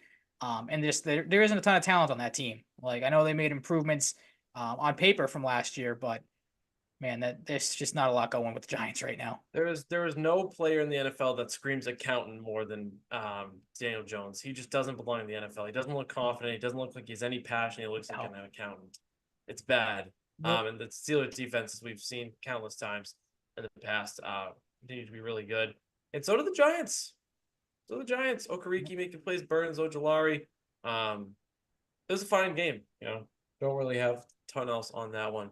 Shall we get to week 9? Sure. Texans and Jets. This could be a much more fun game than it is because the Jets could be good, like maybe they'd be if they, decided to be good and were good enough to be good with Aaron Rodgers, and it'd be a little different if we had Nico Collins and Stephon Diggs, but we don't. So this game might kind of stink. Texans and Jets. There is no scenario where I'm picking the Jets in this game, regardless of the Texans' injuries. So I will be picking the Houston Texans. Yep, I'm picking the Texans as well. Give me Joe Mixon just running all over the Jets, get a couple of touchdowns, and the the Texans defense finds a way to shut down Aaron Rodgers. Because not that hard at this point in his career. Aaron Rodgers is not that great of a quarterback anymore. If the Patriots can shut him down in crunch time, the Texas defense definitely should be able to. So I'm picking the Texans as well. Exactamundo, I agree, sir. Commanders and Giants. The Giants might not win another football game. Don't overthink so I don't know it. why you picked them to. Yep. Unless they play the Panthers. I don't know if they do. I feel like they already played the Panthers, maybe. But it's the Commanders. They're riding high off an exciting win, but they're just a better football team. Jaden Daniels has another week to practice, get back in the mix after getting banged up a little bit. Continue to, do Jaden Daniels things and learn the NFL, the ways of the NFL more. As I just think he's on a path to stardom that maybe started sooner than some thought. Like I expected them to be more hiccups with Jaden Daniels early on. There really hasn't been. So this is another game for him to show his stuff and maybe beat the shit out of the Giants. I think that's possible. And there is no scenario where I'm picking the Giants to win this game. Tough scenario to start here for the New York teams for us. Yeah, not great. As I said it the other day, I think to my dad, I'm like, God, thank God for the Rangers and the Knicks, because it is rough being a New York fan of, I don't know how the Islanders are playing. But thank goodness for those two teams, because hopefully, again, the Yankees are dead after tonight. The Mets had a good season, but they obviously didn't end up winning anything, and the Jets and the Giants are garbage. So, the Islanders are 3-4-2. They've lost 2 straight, and the Rangers are 6-2-1, as expected. One's bad, one's good. We know which one was going to be bad, which one was going to be good. Cowboys and Falcons. It would be so Cowboys to win this game and instill some hope. But I'm not picking the Falcons this game. I did that last week with the Bucks. Yeah. I'm going with the Falcons at home. Like you touched on more so than I, the Cowboys are banged up. They're a little dysfunctional right now. They don't really have a pass catching option besides CeeDee Lamb. Brandon Cooks, I believe, still hurt, and Jalen Tolbert makes a play like every once in a while. And that, like, their offense needs work. Their run defense is bad. They're missing Micah Parsons. Trayvon Diggs and Deron Bland have been banged up, as you said. It's not a scenario where I would be picking the Dallas Cowboys. Neither am I. I contemplated it for a second, but I think the Cowboys are dead, and the Falcons are playing good football right now. Kirk Cousins is playing really, really good football. They're getting a lot from Bijan. Kyle Pitts has finally looked like the Kyle Pitts we all expected him to look like. He's been excellent this year. I'm taking the Falcons at home as well. And I'm starting to realize we do not have a good card this week. We are going to be in trouble when it comes to getting these picks right. Wait, what? What do you mean? I'm not going to spoil the picks for everybody, but look at the cards we have. And oh yeah, I thought you meant like something else besides that. No, I was trying to see what you're getting at, but I'm not going to give it away. Broncos and Ravens, 2 5-3 teams, as everybody expected at this point in the season. Yep. I'm not buying into the Broncos. The Ravens just lost. They're not losing 2 in a row. They're beating the Broncos in this one, but it might be close. Like I don't know. Yeah, I could see it being close. The Broncos. Maybe Bo Nix implodes. Maybe they resort to old Broncos at some point, but they're overachieving, I'd say. So, but I'm picking the Ravens. Yeah, I'm taking the Ravens too. I mean, to kind of go along with your point, nothing against Jameis Winston, but the Ravens did just give up 300+ yards to Jameis Winston, and Bo Nix has looked pretty good at times this season, so maybe he catches that as well. But I think Baltimore finds a way to win this game. Like you said, they're going to bounce back after a tough loss, and a loss they probably didn't expect to have against the Browns. Yeah, that's tough too. Like you add the divisional factor too, and a team that's sucked all year. You know, you Yep. have their backup quarterback that shouldn't have been their backup for as long as he was. Coming to beat you. You know, you're gonna want to lay beats and fill seats. In this one. So Yes. Dolphins and Bills divisional clash. Um,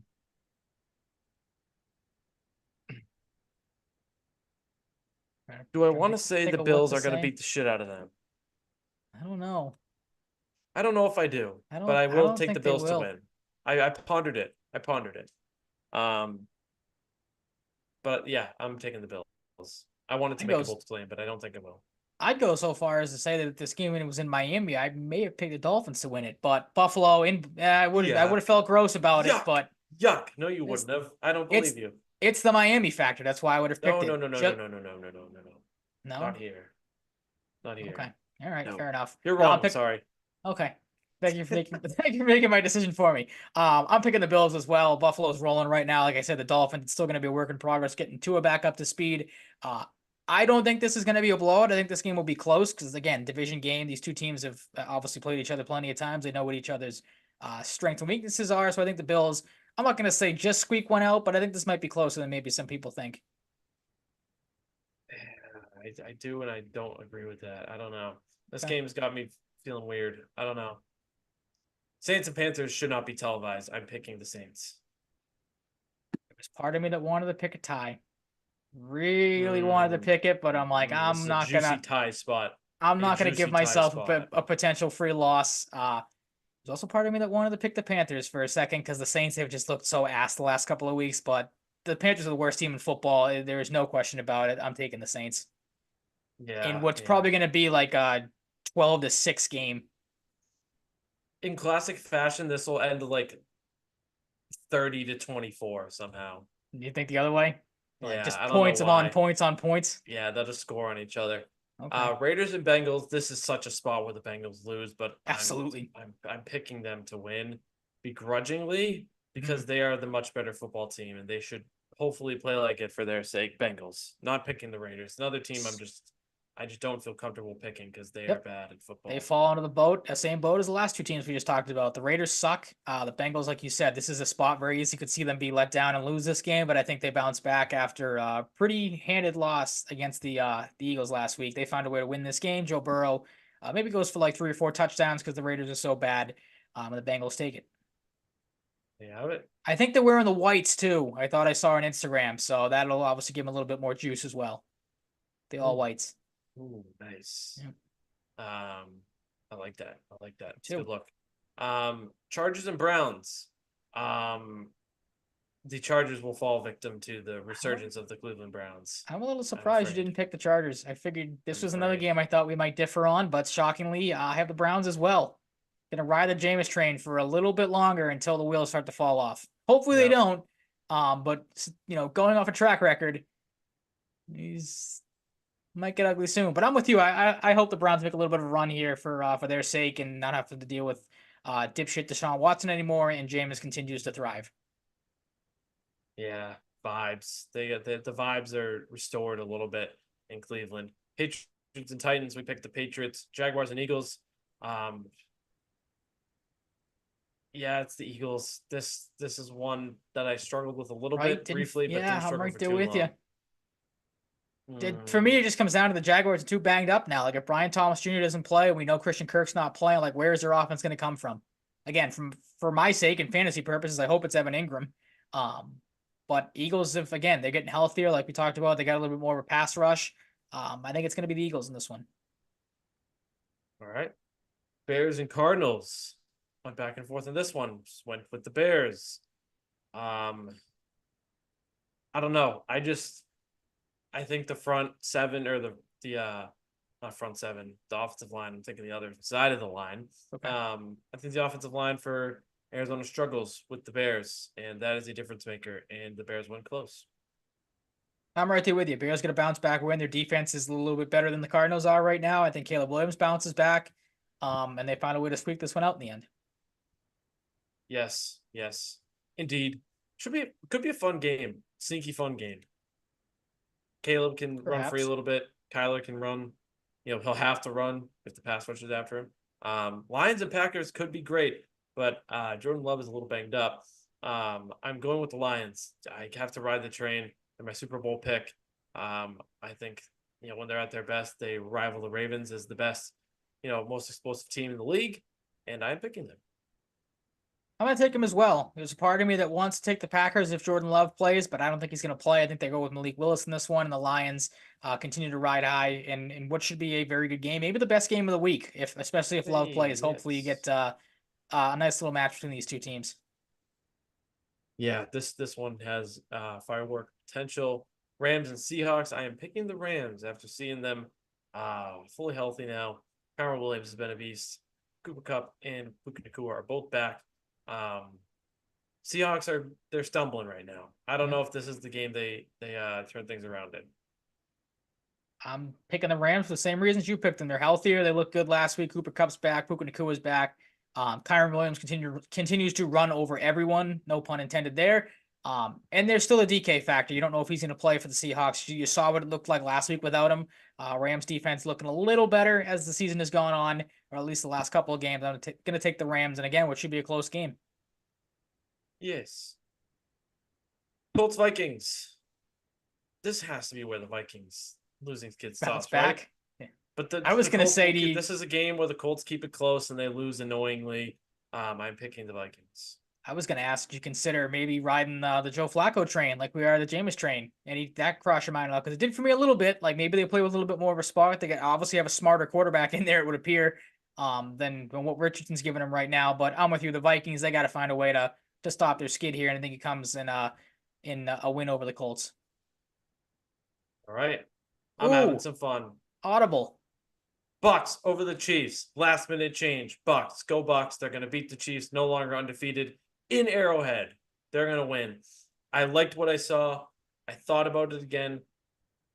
Against Falcons, different team than the Chiefs. They go into Arrowhead and win. It's time for the Chiefs to get exposed a little bit. I hope you're right. And again, I hope I'm wrong with this pick. Every week I pick them, I hope I'm wrong, but I'm going with the Chiefs until they prove otherwise. Like you talked about it for the last game again. Patrick Mahomes didn't look great. Their defense did. Travis Kelce was Travis Kelce, and now they have DeAndre Hopkins, who, as we talked about a couple of times, is probably maybe this is the game he makes a big play in and they win it because of him. Hate the pick, but I'm taking the Chiefs. Oh no, Ryan! Oh no. I've told you they've broken me. I can't pick against the Chiefs until again Patrick Mahomes. I'm going to do it just for fun. Who the heck? I said heck. Who the heck cares? I said hef. Heck and F combined. Steelers and 49ers on bye weeks. Oh. Let's shift to Bruins. What? Aaron Judge has finally been found and has arrived for the World Series. The Yankees currently lead 2-0. Hate to see it. Fuck. Yeah. Fucking bonus bet. $38 bonus bet on the dog. Game's not over yet. Stu suckered me into it. Stu. I blame it on Stu if they lose. All right. I blame it on Jack Flaherty giving Aaron Judge a fastball right down the heart of the plate. Fuck you, Jack Flaherty. Idiot move. Sorry, continue. The Bruins, they stink right now? The Bruins suck. Yes. Let's talk about how much they suck, shall we? Okay. Yeah, I don't like this. I really don't. It is fixable. I don't have a lot of faith in it being fixed at this point in time. I think it might take longer than I would like. It started with Dallas. 27 saves on 31 shots for Mr. Jeremy Swayman. They outshoot the Stars 32-27. The penalty kill was terrible. The Stars scored 3 straight power play goals. They went 3 for 5.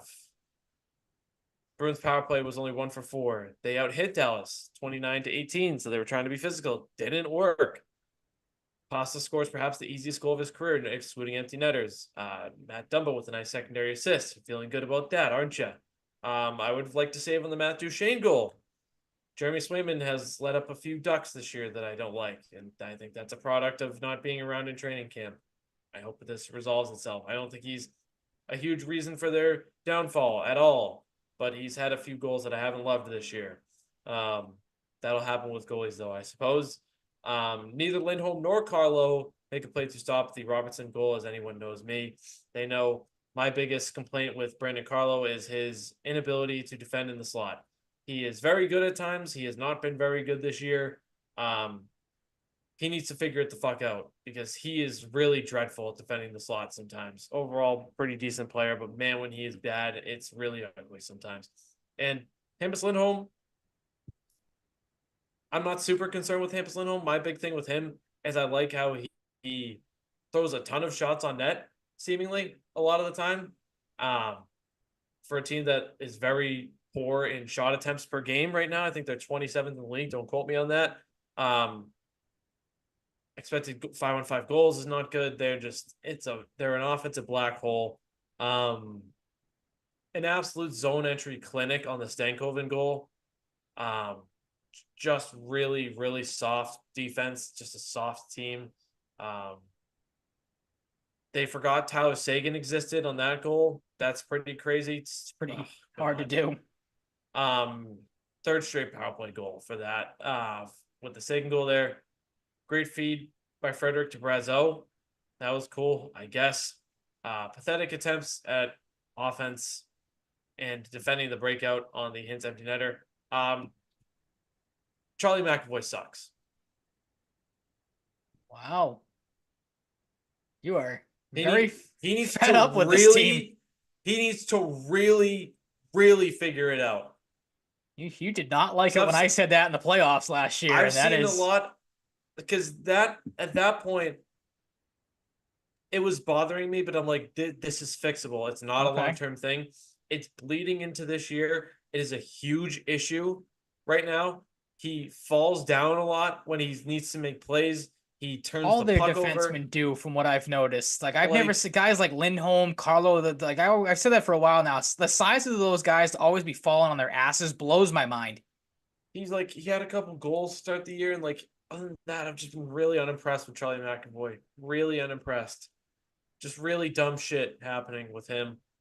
Thank God I was bowling during this game because it took my attention away from this absolute horror show of a hockey game.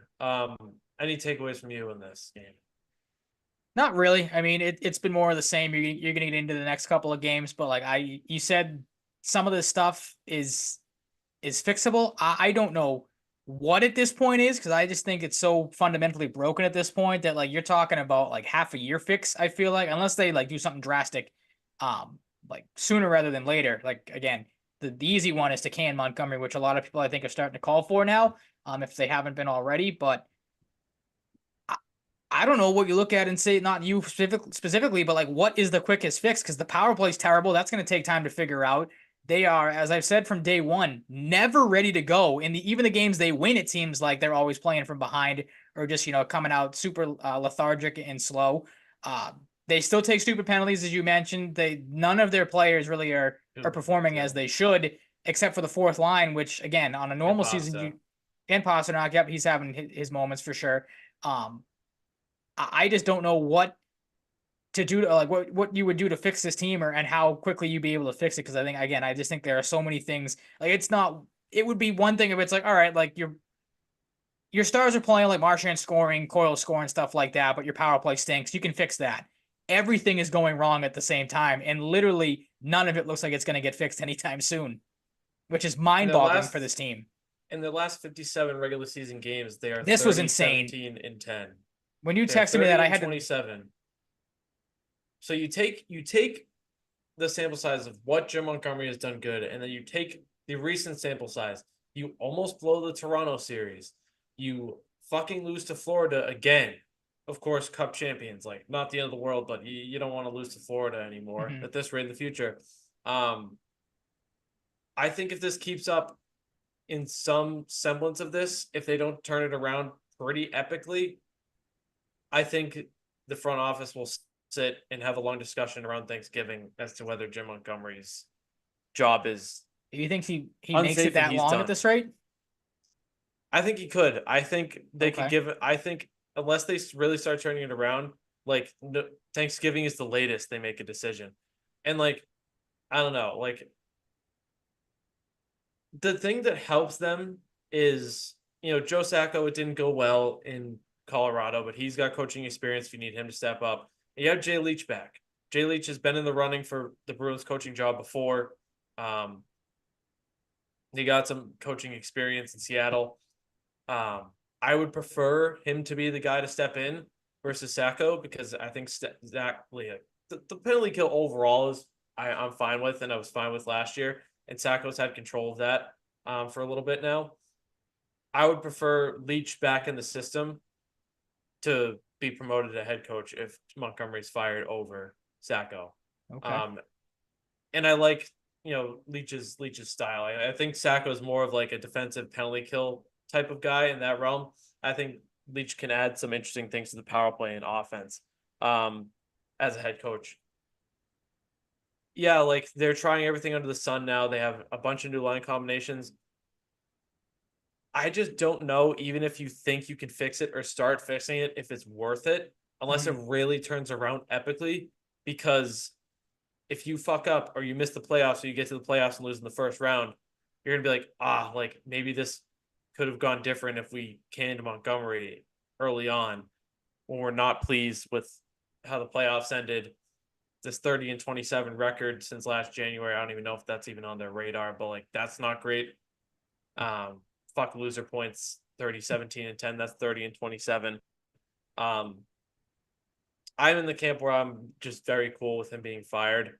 Right there with you. The changing of the lines isn't helping, and he's trying it again. I can't stand that. You need to go to these guys and be like, hey, like this isn't working. This is what we have. This is what Sweeney and Brass have given us. You guys need to figure it the fuck out. Like that's where it is at this point because the line shuffling isn't doing anything. And sure, maybe Johnny Beecher on the top line now is what fucking fix it. Because honestly, Johnny Beecher, like, if anyone deserves a promotion at this point, it's him, even though it's crazy to say, because he's played very good. But like, you shouldn't be at a point where you even have to try that. He's been one of your more consistent guys. Like, that's not crazy to say at all. You have to try that. Charlie Coyle's on the fourth line center right now. Like, that's bad. Yeah, that's a guy that needs to wake up. Like, in complete disarray. Or like, is it as simple as front office being like, hey, can you stop fucking switching the lines every game? I know we're not playing good, but like, how are these guys ever going to establish chemistry with each other if they're playing on different lines every fucking night? It's an interesting way to look at it because, like I said, I get where he's coming from doing it, but I mean, this has been I don't know if problem's a strong word or too strong of a word, but like I think this is what Montgomery is known for at this point. Like, and it was annoying a couple years ago in the playoffs when he was doing it every 5 minutes, it seemed like, and now this early in the season, like it reeks of desperation. And again, I get he's trying to get something to click, but I would lean more towards what you just said, is how exactly is anyone supposed to get any sort of rapport with anybody if you're changing the lines literally on a nightly basis at this point? There's also the outside shot, Chris Kelly, head coach. Okay. There's that idea. How do you think that would go over? I think they would love it because of the respect he has and the history he has here. I just think Leach makes a little more sense. If I had to prefer do it in order, I'd go Leach, Kelly, Sacco. I want Sacco to kind of stay where he's at, more so than not wanting him head coach. But yeah, like you have to consider this because I don't know if the tuning out Montgomery thing is like a huge prevailing actual thing, but what he's trying is not working. Clearly not working. Like it's run dry. I don't know how much longer he lasts. Maybe it all starts tomorrow and they turn it around and he saves his job for a little while. I don't know. It's really hard to see this team come out this flat and be like, okay, maybe he'll fix it. Like, hope he'll fix it. Like, I kind of just wanted to go fresh start now. Jay Leach, Chris Kelly, whatever. It's very fucking frustrating. They're low energy. They're disorganized. They're fucking horrible. They get shut out by one of the worst teams in the league so far last night. Like, there's no cohesion. Elias Lindholm has a hot start, and he's been garbage since then. Like, they take Zadorov's looking like penalties. One of the worst signings of the offseason, and he was a guy I was super excited for. Yeah, like there's no upper echelon physical effectiveness with him yet. Corpusalo gives you a chance to fucking win last night. You do nothing for him. That's a great way to instill confidence in your new goalie who had some rough moments in his first couple starts. and that's hasn't played in like a week or two. Mhm. God, there's so much fucking wrong with this team. Morgan Geeky, healthy scratch at practice today with the extras. Talk about a guy that has just fucked up his future right now. A guy they talked about before the season. Oh, they've talked contract extension with Marshawn, Frederick, and Geeky. Those That guys doesn't have done jack shit that besides doesn't instill a lot Frederick of lately. confidence in me. I was just gonna say that when you brought up Marshawn, Geeky, I'm like, that's a guy they talked about extending. What does that say about the yeah, status of the front office? I doubt they want to now. Thank God that was before the season and didn't come out Mhm. like a week ago. Brad Marchand is feeling the effects of 3 surgeries this offseason, Yeah, I think. I give a little bit of the benefit of the doubt. I mean, that's a guy that's Yeah, up there in age and coming off of it's injuries. just Like, tough. you'd It's like him tough to to perform, watch. but yeah, And I'll for say sure. this too. I hate to be this guy. If this continues, you need to consider trading Brad Marchand. You're getting a Okay, first round pick plus. If it gets bad or if even a coaching change doesn't fix it, you need to consider trading Brad Marchand at the trade deadline. that would be It's just quite the it's nothing shakeup. against the player, absolutely not. But like if you're not going to make the playoffs at some point later in the season, Marchand could say no. He has trade protection, but like Definitely something to would consider. Marchand say yes to playing with Nathan McKinnon? I bet he would. Yeah, I don't know how you could say no to that. Like that's one of those things like we just talked about with Uche. Like send him to a team that you know has got a pretty damn good shot of winning the whole thing. So might Yeah. be interesting. No, it'd be funny too for Marchand's sake if he were to get traded just to come Mhm. back in the summer. That yeah, that's that's true. He It's happened could. before. Yep. I hate to say it, and I hate that I brought it up. I just like I don't know. I'm just getting shit out there because I'm frustrated. Mhm. Um, Good vent you sesh. you have to consider it if you're really struggling to make the playoffs later in the season. You have to consider it because what you'll still get for Brad Marchand, even as a declining asset, Yeah, for you will sure. get a first round pick plus for him. So that's that. Toronto, they won, but Didn't took feel OT to good. do it. Feel good Swayman stops about it. 20 to 23. Bruins outshoot him 34 to 23. They got dominated on the dot. 60.3% of draws won by Toronto. Penalty kill bounce back 3 for 3. Looking like themselves. They're 1 for 5 in the power play. Would like more than that. Scoreless first period, eventful second period. The Nyes goal was just unfortunate. Matthews makes a move. Padra stops him, and the puck's just kind of sitting there. Perfect time, perfect place for Nyes to bury, and Coyle can't make a play in time. No one else can. Um, Power play clinic on the Pasa goal. That just shows you what this power play is capable of, and they just don't do it. No Like they consistency. can't do it. They love to overpass still. I've talked about overpassing on the power play with this team for at least 6 years now. It doesn't change by coach to coach. Hmm. I don't know if Jay Leach could fix that if he took over, but I fucking hate it so much. And this is another reason why I'm frustrated with Charlie McAvoy right now. Is he's at the center of it. Brad Marchand does it. Like you need more from your stars. Like your defense is on like should be better. Marchand's not doing enough. Frederick has been doing a little bit lately. He hasn't done enough. Zaka, Geeky, fucking Coyle is on the fourth line right now. They just man, they need Not a good. oh burst of energy into this team. Um, fuck, like who can even provide it at this rate? I don't know, like who's gonna do it That's why because I say I clearly think things are just so clearly anything they're fundamentally trying is broken not that helping. no, nothing they do is working. So you need like a massive shakeup, and then I think that starts with the the head coach. Like you again, it's always the same thing. You can't fire the players. I mean, you can, but no one ever does. Um, you're not gonna, like you said, you're not gonna blow it up this early in the season. That would be pointless. So it's got to be the head coach, or maybe I don't know. It's not like baseball where you can fire a positional coach or something, or the power play coach or something. Like, you know what I mean? Um, that's why I said like it's so far broken that it's gonna take a while to fix things. This is not an overnight thing where guys just are gonna be able to flip a switch and start playing like they did a year or two ago. Yeah, that you'd think of a team that say what you want about the contracts. We had qualms or concerns. They added this offseason and they got the goalie signed, and it just like Hmm. this team is just flat. They should be the complete opposite. They don't generate scoring chances well. They turn the puck over a lot.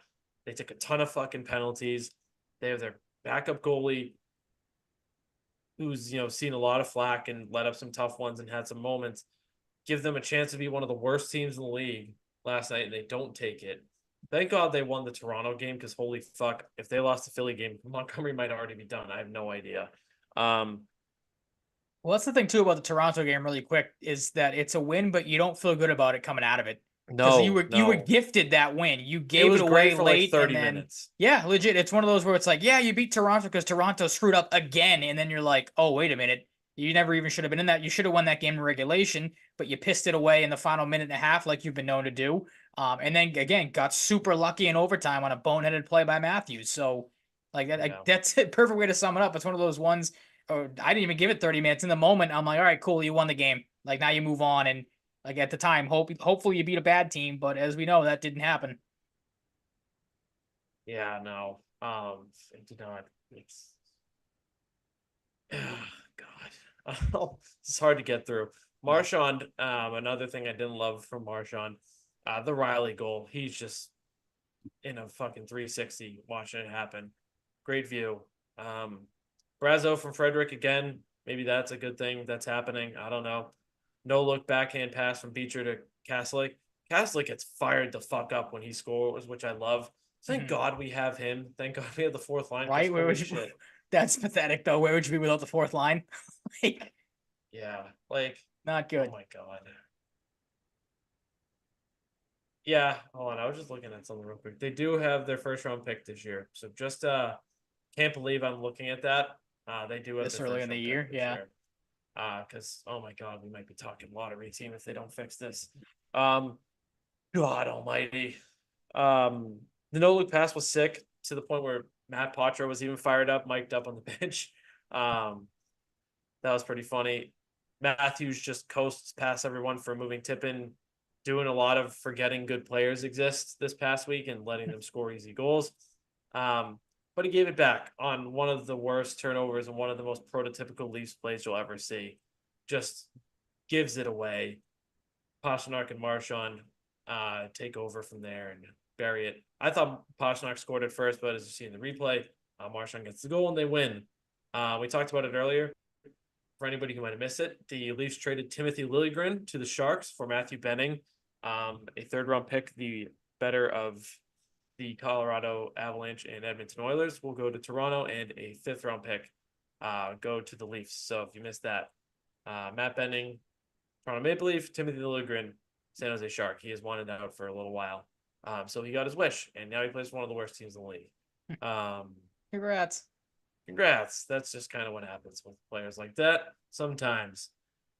I'm not going to spend too much time on this game because we've Please actually spent don't. time on it Yeah. through our discussions of past games. It was 2-0 to Philly at home. Sweet. Friend of the program, Truck, was at the game last night, and he was very upset. And he Poor got guy. a survey about his experience at the Garden, and he wanted to do it, but it was like, no, I'm not giving them. I'm not even giving them my time to do that. 17 saves and 18 shots for Corpusalo. Um, they lost 2-0 to a bad team that had 19 shots. Sick. 25 to 19 shots from the Bruins. Again, they get dominated on the draws. Lost 60.8% of them. They were outshot 6-3 in the third period. They had 3 shots in the third period. This is a Game flat losing bullshit, 1-0. pathetic, unacceptable effort. That like this is the one. This is the one where the red alert in the front office and the decision makers should really, really be going off because the seat's been getting hot. It should get a lot hotter in this game because whatever Montgomery's saying is not resonating with the players and they're playing like dicks. Mm-hmm. I That's where wonder it's if at. the next game's what? Carolina, which we know how Carolina plays against the Bruins. Um, I wonder if this is the one where this the Carolina game to me might be the final straw game where it's like, all right, let's see how you bounce back against Philly. Like if they realize that we just got beat by one of the worst teams, if not the worst teams in hockey, let like kind of the Patriots. I joked with you. I said the Patriots should bring in Gerard Mayo as an honorary coach for a day to call them all soft, and then see if they bounce back. Like the Patriots bounce back for at least a game. Let's see if that happens against Carolina. Because if they come out of this game against Philly and look as dead as they did in that game against Carolina and lose, then it's over for Montgomery. It literally shows that you have nothing left in the tank. And that I don't think the guys, we already talked about this. I kind of feel like they're not playing for him at this point. And I really don't know how you could argue the other way about that. Or maybe they do Right. bounce back and, maybe Montgomery gets to live another week and say, okay, you get Philadelphia game. Maybe you can right some wrongs in Philly. Seattle, I'm not to steal your thunder here with the game previews. But Seattle has been up and down. Toronto, as we know, has been up and down. You just beat them. So maybe you give Montgomery a week if they can bounce back in this Carolina game. If they lose and if they get pantsed in this game like they did against the Flyers, he's done. Like you fire him. Happy Halloween. Here's your walking papers, or you fire him on November 1st. When you get the off Does day. Sweeney But show up to his house though, like he did to Bruce, and just fire him though? that's the thing. Like I was joking too. I don't know if I talked. I texted you the same thing. It's like kind of tough because the Bruins love burying this news, as we know. They fired not Bruce Cassidy. They fired Claude Julien during the Patriots Super Bowl parade a couple years ago. Like I joked with you, like maybe they fire him on Halloween, but nope, they have the game against Carolina. Oh, maybe they fire him on the Patriots game. Nope, they get Philadelphia. So kind of two tough spots there. I don't know when game 6 of the World Series is. What, tomorrow night? It'd be tomorrow night. So same thing. You can't fire him. So they got to find a way to bury this news like they always do if they fire him. They got to pick a game. Or I think I heard somebody on the radio say the other day, whenever the Warriors come to town against the Celtics, if things are still going bad, that's the game they'll find a way to kind of try to slide that under the radar. Like, hey, we're letting Jim Montgomery go. Sucks that we're even here, doesn't it? It really does. Like, and it happened like super. Like, obviously, people that watch the prediction show, the preview show, know that we were high on this team, or you were obviously more higher than I was. Um, but there was reason to be. Like you said, they made changes. They're a better team on paper, you would have thought, than last year's team. And it has all gone south very, very quickly. And like I said, there really doesn't see. Maybe like you said, you can hang your hat on the power play, not the power play, excuse me, the penalty kill. Um, but other than that, like there is just so many things wrong that you just are not going to be able to Yeah. get right in a short amount of time, like they have. Yeah, losing all the depth scoring you had, like DeBrusque and Van Riemsdyk's hurting. And right now, with the way Zadorov's playing, it's looking like a tough decision to pay him when you could have run Lindholm, Lowry, Wotherspoon, and not get a winger. Right now, it looks bad. It could easily change, but it looks bad, and that was one of the risks they took. They didn't necessarily need Zadorov super bad. They wanted to find a player like him, and they took advantage of it. Mm-hmm. There is some need for it, but they just as easily could have been like, okay, we're going to lose to Bruskine and Van Riemsdyk. Let's get another winger instead of having to deal with Max Jones, Riley Tufte, no Fabian Lysell, maybe Tyler Johnson, fucking Morgan Geeky, you can't do anything, and a bunch of bullshit. Like, How hot are their seats then? Because that leads. I wonder if this continues, how much pressure gets put on the front office's hot seat and Don Sweeney's to be like, yeah, you made all these moves, but like you yeah, said, Lindholm has had his moments. Zadorov has looked horrible, and you really don't have a whole lot else. Um, how hot does his seat become? Of like, yeah, you made all these moves, but they are pretty much all the wrong moves, and like you just listed out the options you could have had and money you could have spent elsewhere. yeah. The thing with that is like, do they have? Is there someone out there that's even qualified? Like, what are the GMs like? Would they find like this under the radar brainiac from another team they could give a job to? Would they promote Evan Gold to GM? He's been Sweeney's assistant for a while, like has drawn high praise. Maybe Evan Gold can step in. I don't know. I don't know how they'd feel about that.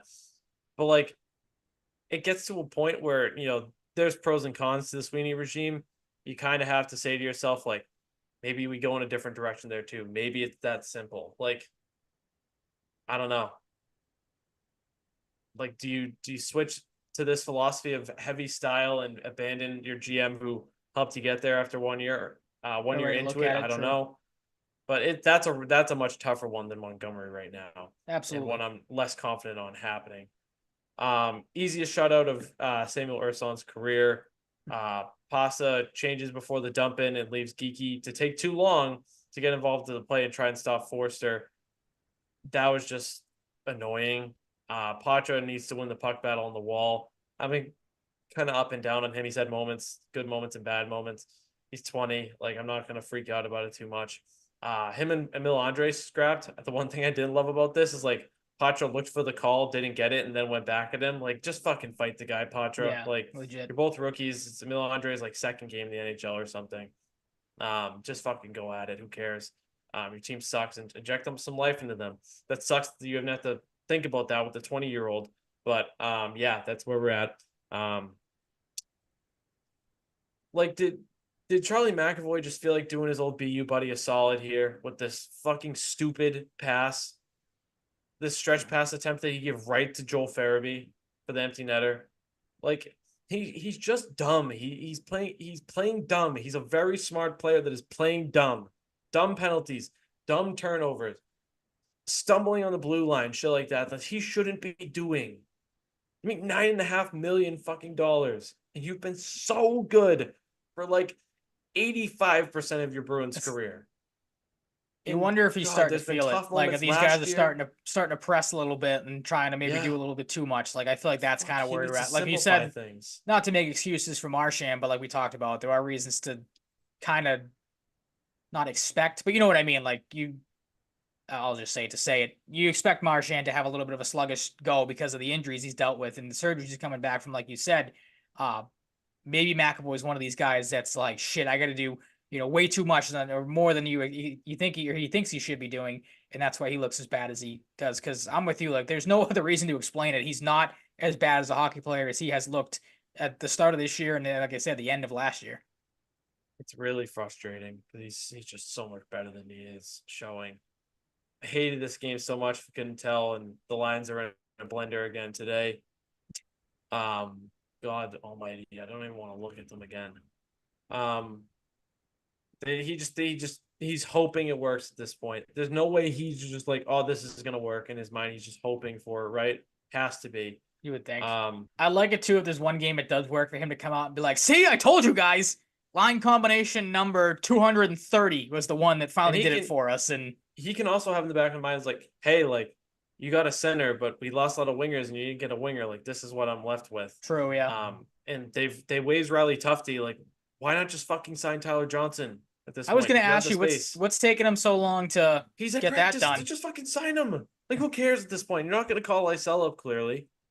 Like, just fucking sign him. Who cares? Like, he can't be worse than Max Jones. It gives you a spark, yeah. It's all you need at this point. He can't be worse than Geeky either. Beecher, top line with Zacha and Pastrnak. Zacha has moved back to center. Marchand, Lindholm, Kostelic. Mark Kostelic, the guy centerpiece of the Linus Ullmark trade. Are you frozen? No. I thought you were frozen for a second.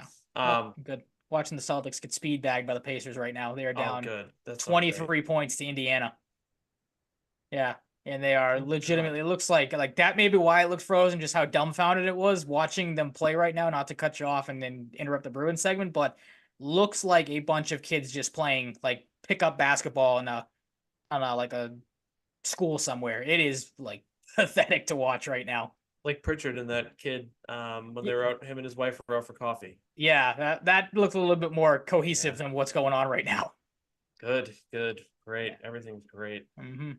Kostelic, honestly, he does like Beecher and Kostelic deserve it over anyone on the team. So like, fuck it, why not? Like Frederick Patra, Brazo, Jones, Coyle, Geeky. Yeah, I don't know. Maybe this is just a one game thing for Coyle, and you give him a chance to redeem himself. I don't know. I don't have much else to say. Like, sign Tyler Johnson. Lohrei, McAvoy, Lindholm, Carlos, Zadorov, Peak, Walterspoon, Swayman, Corpusalo. He's just trying anything, just going for broke. Like, does he like save expect himself to get fired at this point? And he just doesn't care. I don't know. Man, that might be a thing too. It's just like he's just gonna double bird it on the way out. Like, no, man.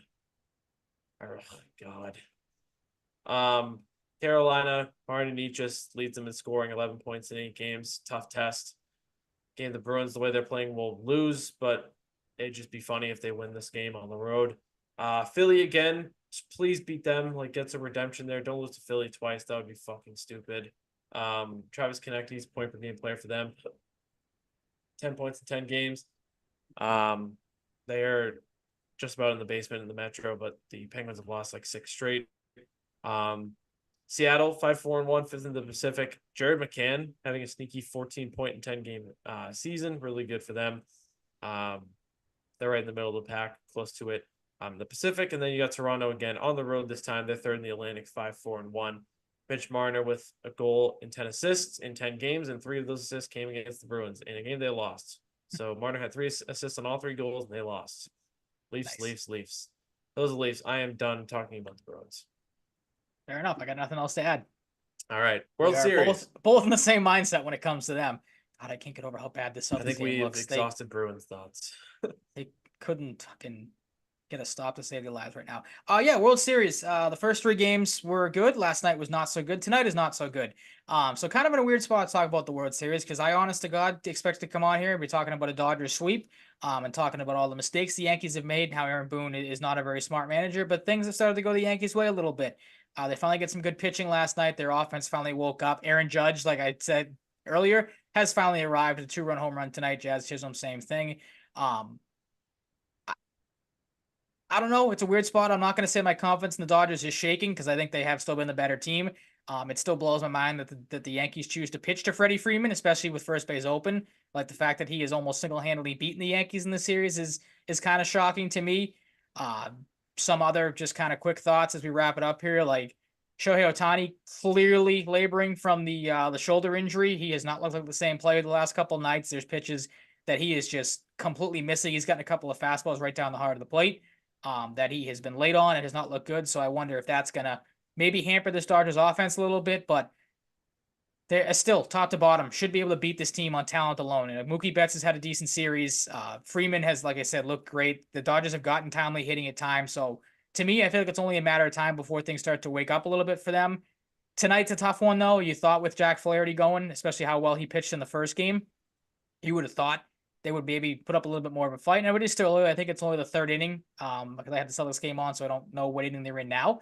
Uh, I don't know. Again, weird spot. Like it was all Dodgers the first three games, as we know. A lot of people kind of had the thought that the Freddie Freeman grand slam in game one kind of turned the tide of the series right then and there. But give credit where credit's due to the Yankees. They've shown life these last couple of nights, and they're obviously fighting for their season and their playoff lives. So I don't know. Like I'm part of me's glad we finally got a good World Series. It seems like because it looked like the Dodgers were just going to run away with things and the Yankees were going to roll over and die, and that hasn't been the case. So at least if, from that standpoint, we've gotten a competitive last couple of nights, which has been good to watch.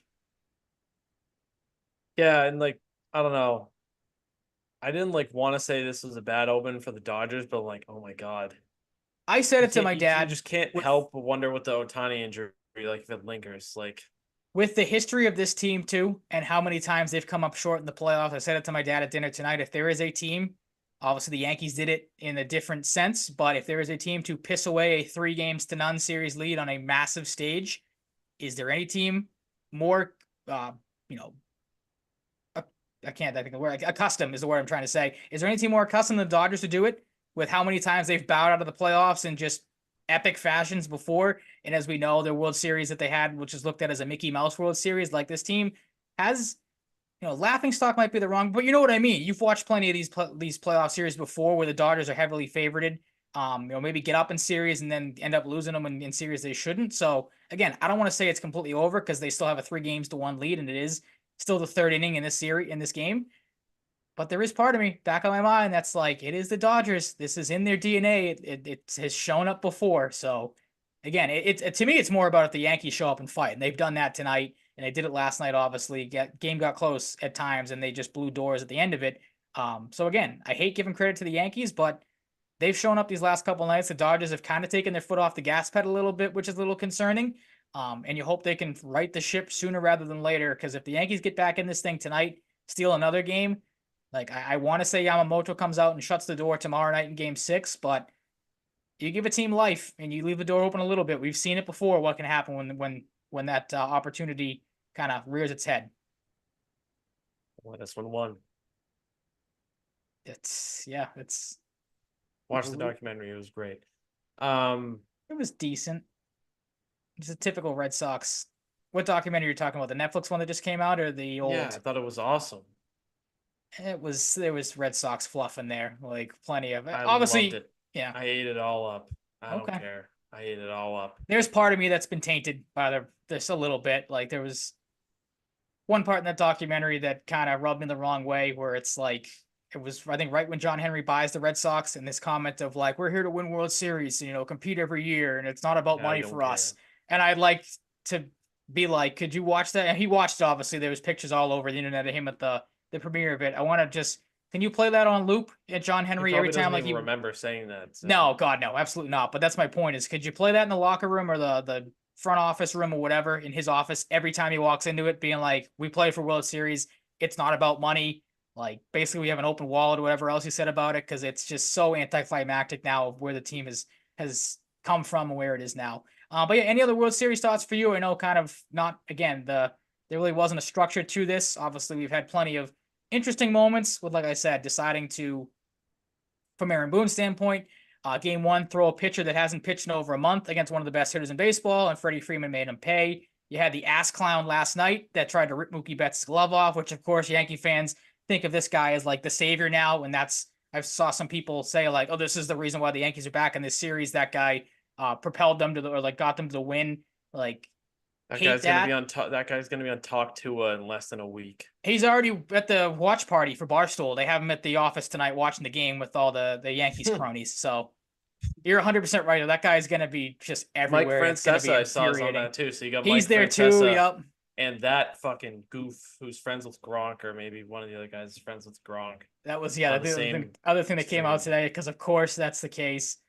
You pointed it out to me, the other idiot that was next to him wearing the stupid baseball sliding mitt, which makes I still can't wrap my head around why you would even do that. That's a hilarious move. He might have purely did that just like in case he gets on TV, and be like, "Why is this guy wearing a fucking I sliding guess mitt?" just wave it around. That's like, just funny.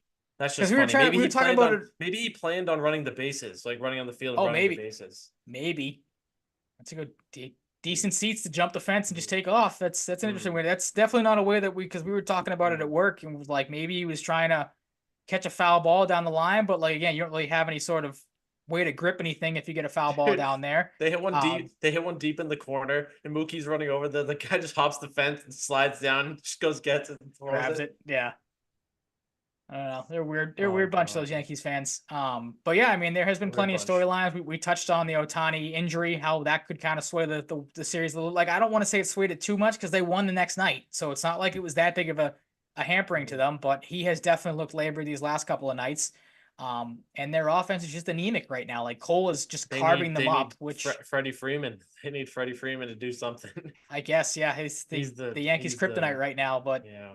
that's the big thing too. Like I looked up a second ago, Max Muncy I think is like 0 for 13 in this series. Half of his at bats I think have ended in strikeouts. Teoscar He Hernandez, sucks. he's yeah. I mean, usually he's a big playoff performer. He has done nothing in this World Series. Teoscar Hernandez has disappeared, which is big because I think he's a cleanup hitter. Yeah, right now it's Freeman, Betts, and like Tommy Edman hitting out of their 9-hole. Kike's had some big hits here and there, but like Tommy Edman's playing good. yeah, other than that, like again, the Yankees have done what they needed to the last couple of nights. Stay alive, get big hits, and again, now you may have awoken a sleeping giant, no pun intended, with Aaron Judge tonight. And if he looks like the Aaron Judge we know he can be, then the Yankees might make history. You hope it doesn't happen. You hope it ends tonight. But again, the way it's going right now does not look all that promising if you're the Dodgers. Yeah. Regardless, Anthony Volpe probably earned himself an extension last night, so like long term. Yeah. So, you want to talk about something you could see coming from a mile away too on that. I mean, obviously made the huge base running blunder earlier in the game. Daniel Hudson didn't deserve to get out of that inning without giving up more than a run. So like as soon as Volpe stepped to the plate, you could kind of feel that coming, that he's either clearing the bases here, like Smoltz said, or on that pitch, launching the ball over the plate. But same thing happened tonight. Dodgers love giving the Yankees hitters fastballs right down the middle of the plate for some reason. You're bound to get burned doing that. yeah, we'll see how it goes. We'll see if we're right with Dodgers in 6.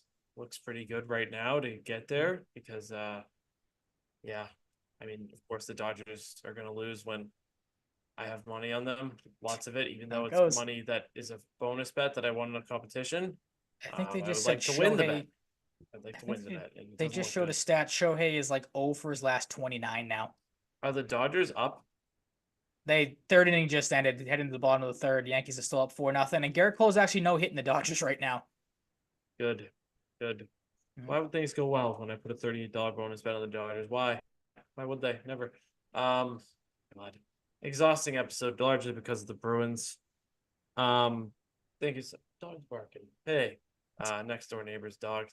He's like, as he's getting older, he's barking more, and I don't even mind it. I just like hearing him bark. Fair enough. It's fun to have a dog neighbor. Doesn't keep me up when he barks too. So like, I don't hear it in my room. So I don't mind it. Thank you so much for listening, new and old listeners. We do appreciate you. You can find us on Twitter at Mike_Cratty, at Ryan_Salvaggio, and the show at Sound Cratty Pod. We're on TikTok as well. Throw the name of the podcast in there. Available on Apple Podcasts, Spotify, YouTube, Twitch, Podbean, Podchaser, rate, review, like, all that stuff, comment. Anything you'd like to do, we'd appreciate it. Yeah, that's about it. Stay safe, stay healthy, be nice people. Hopefully the Bruins play capable hockey. Maybe the Patriots win just for fun. Yeah, stay safe, stay healthy, be nice people, all that good stuff. Probably just said that. I don't know. My brain kind of melts at the end of these shows, you know. Sometimes Ryan says too, but more so mine. We'll talk to you next week. Peace out.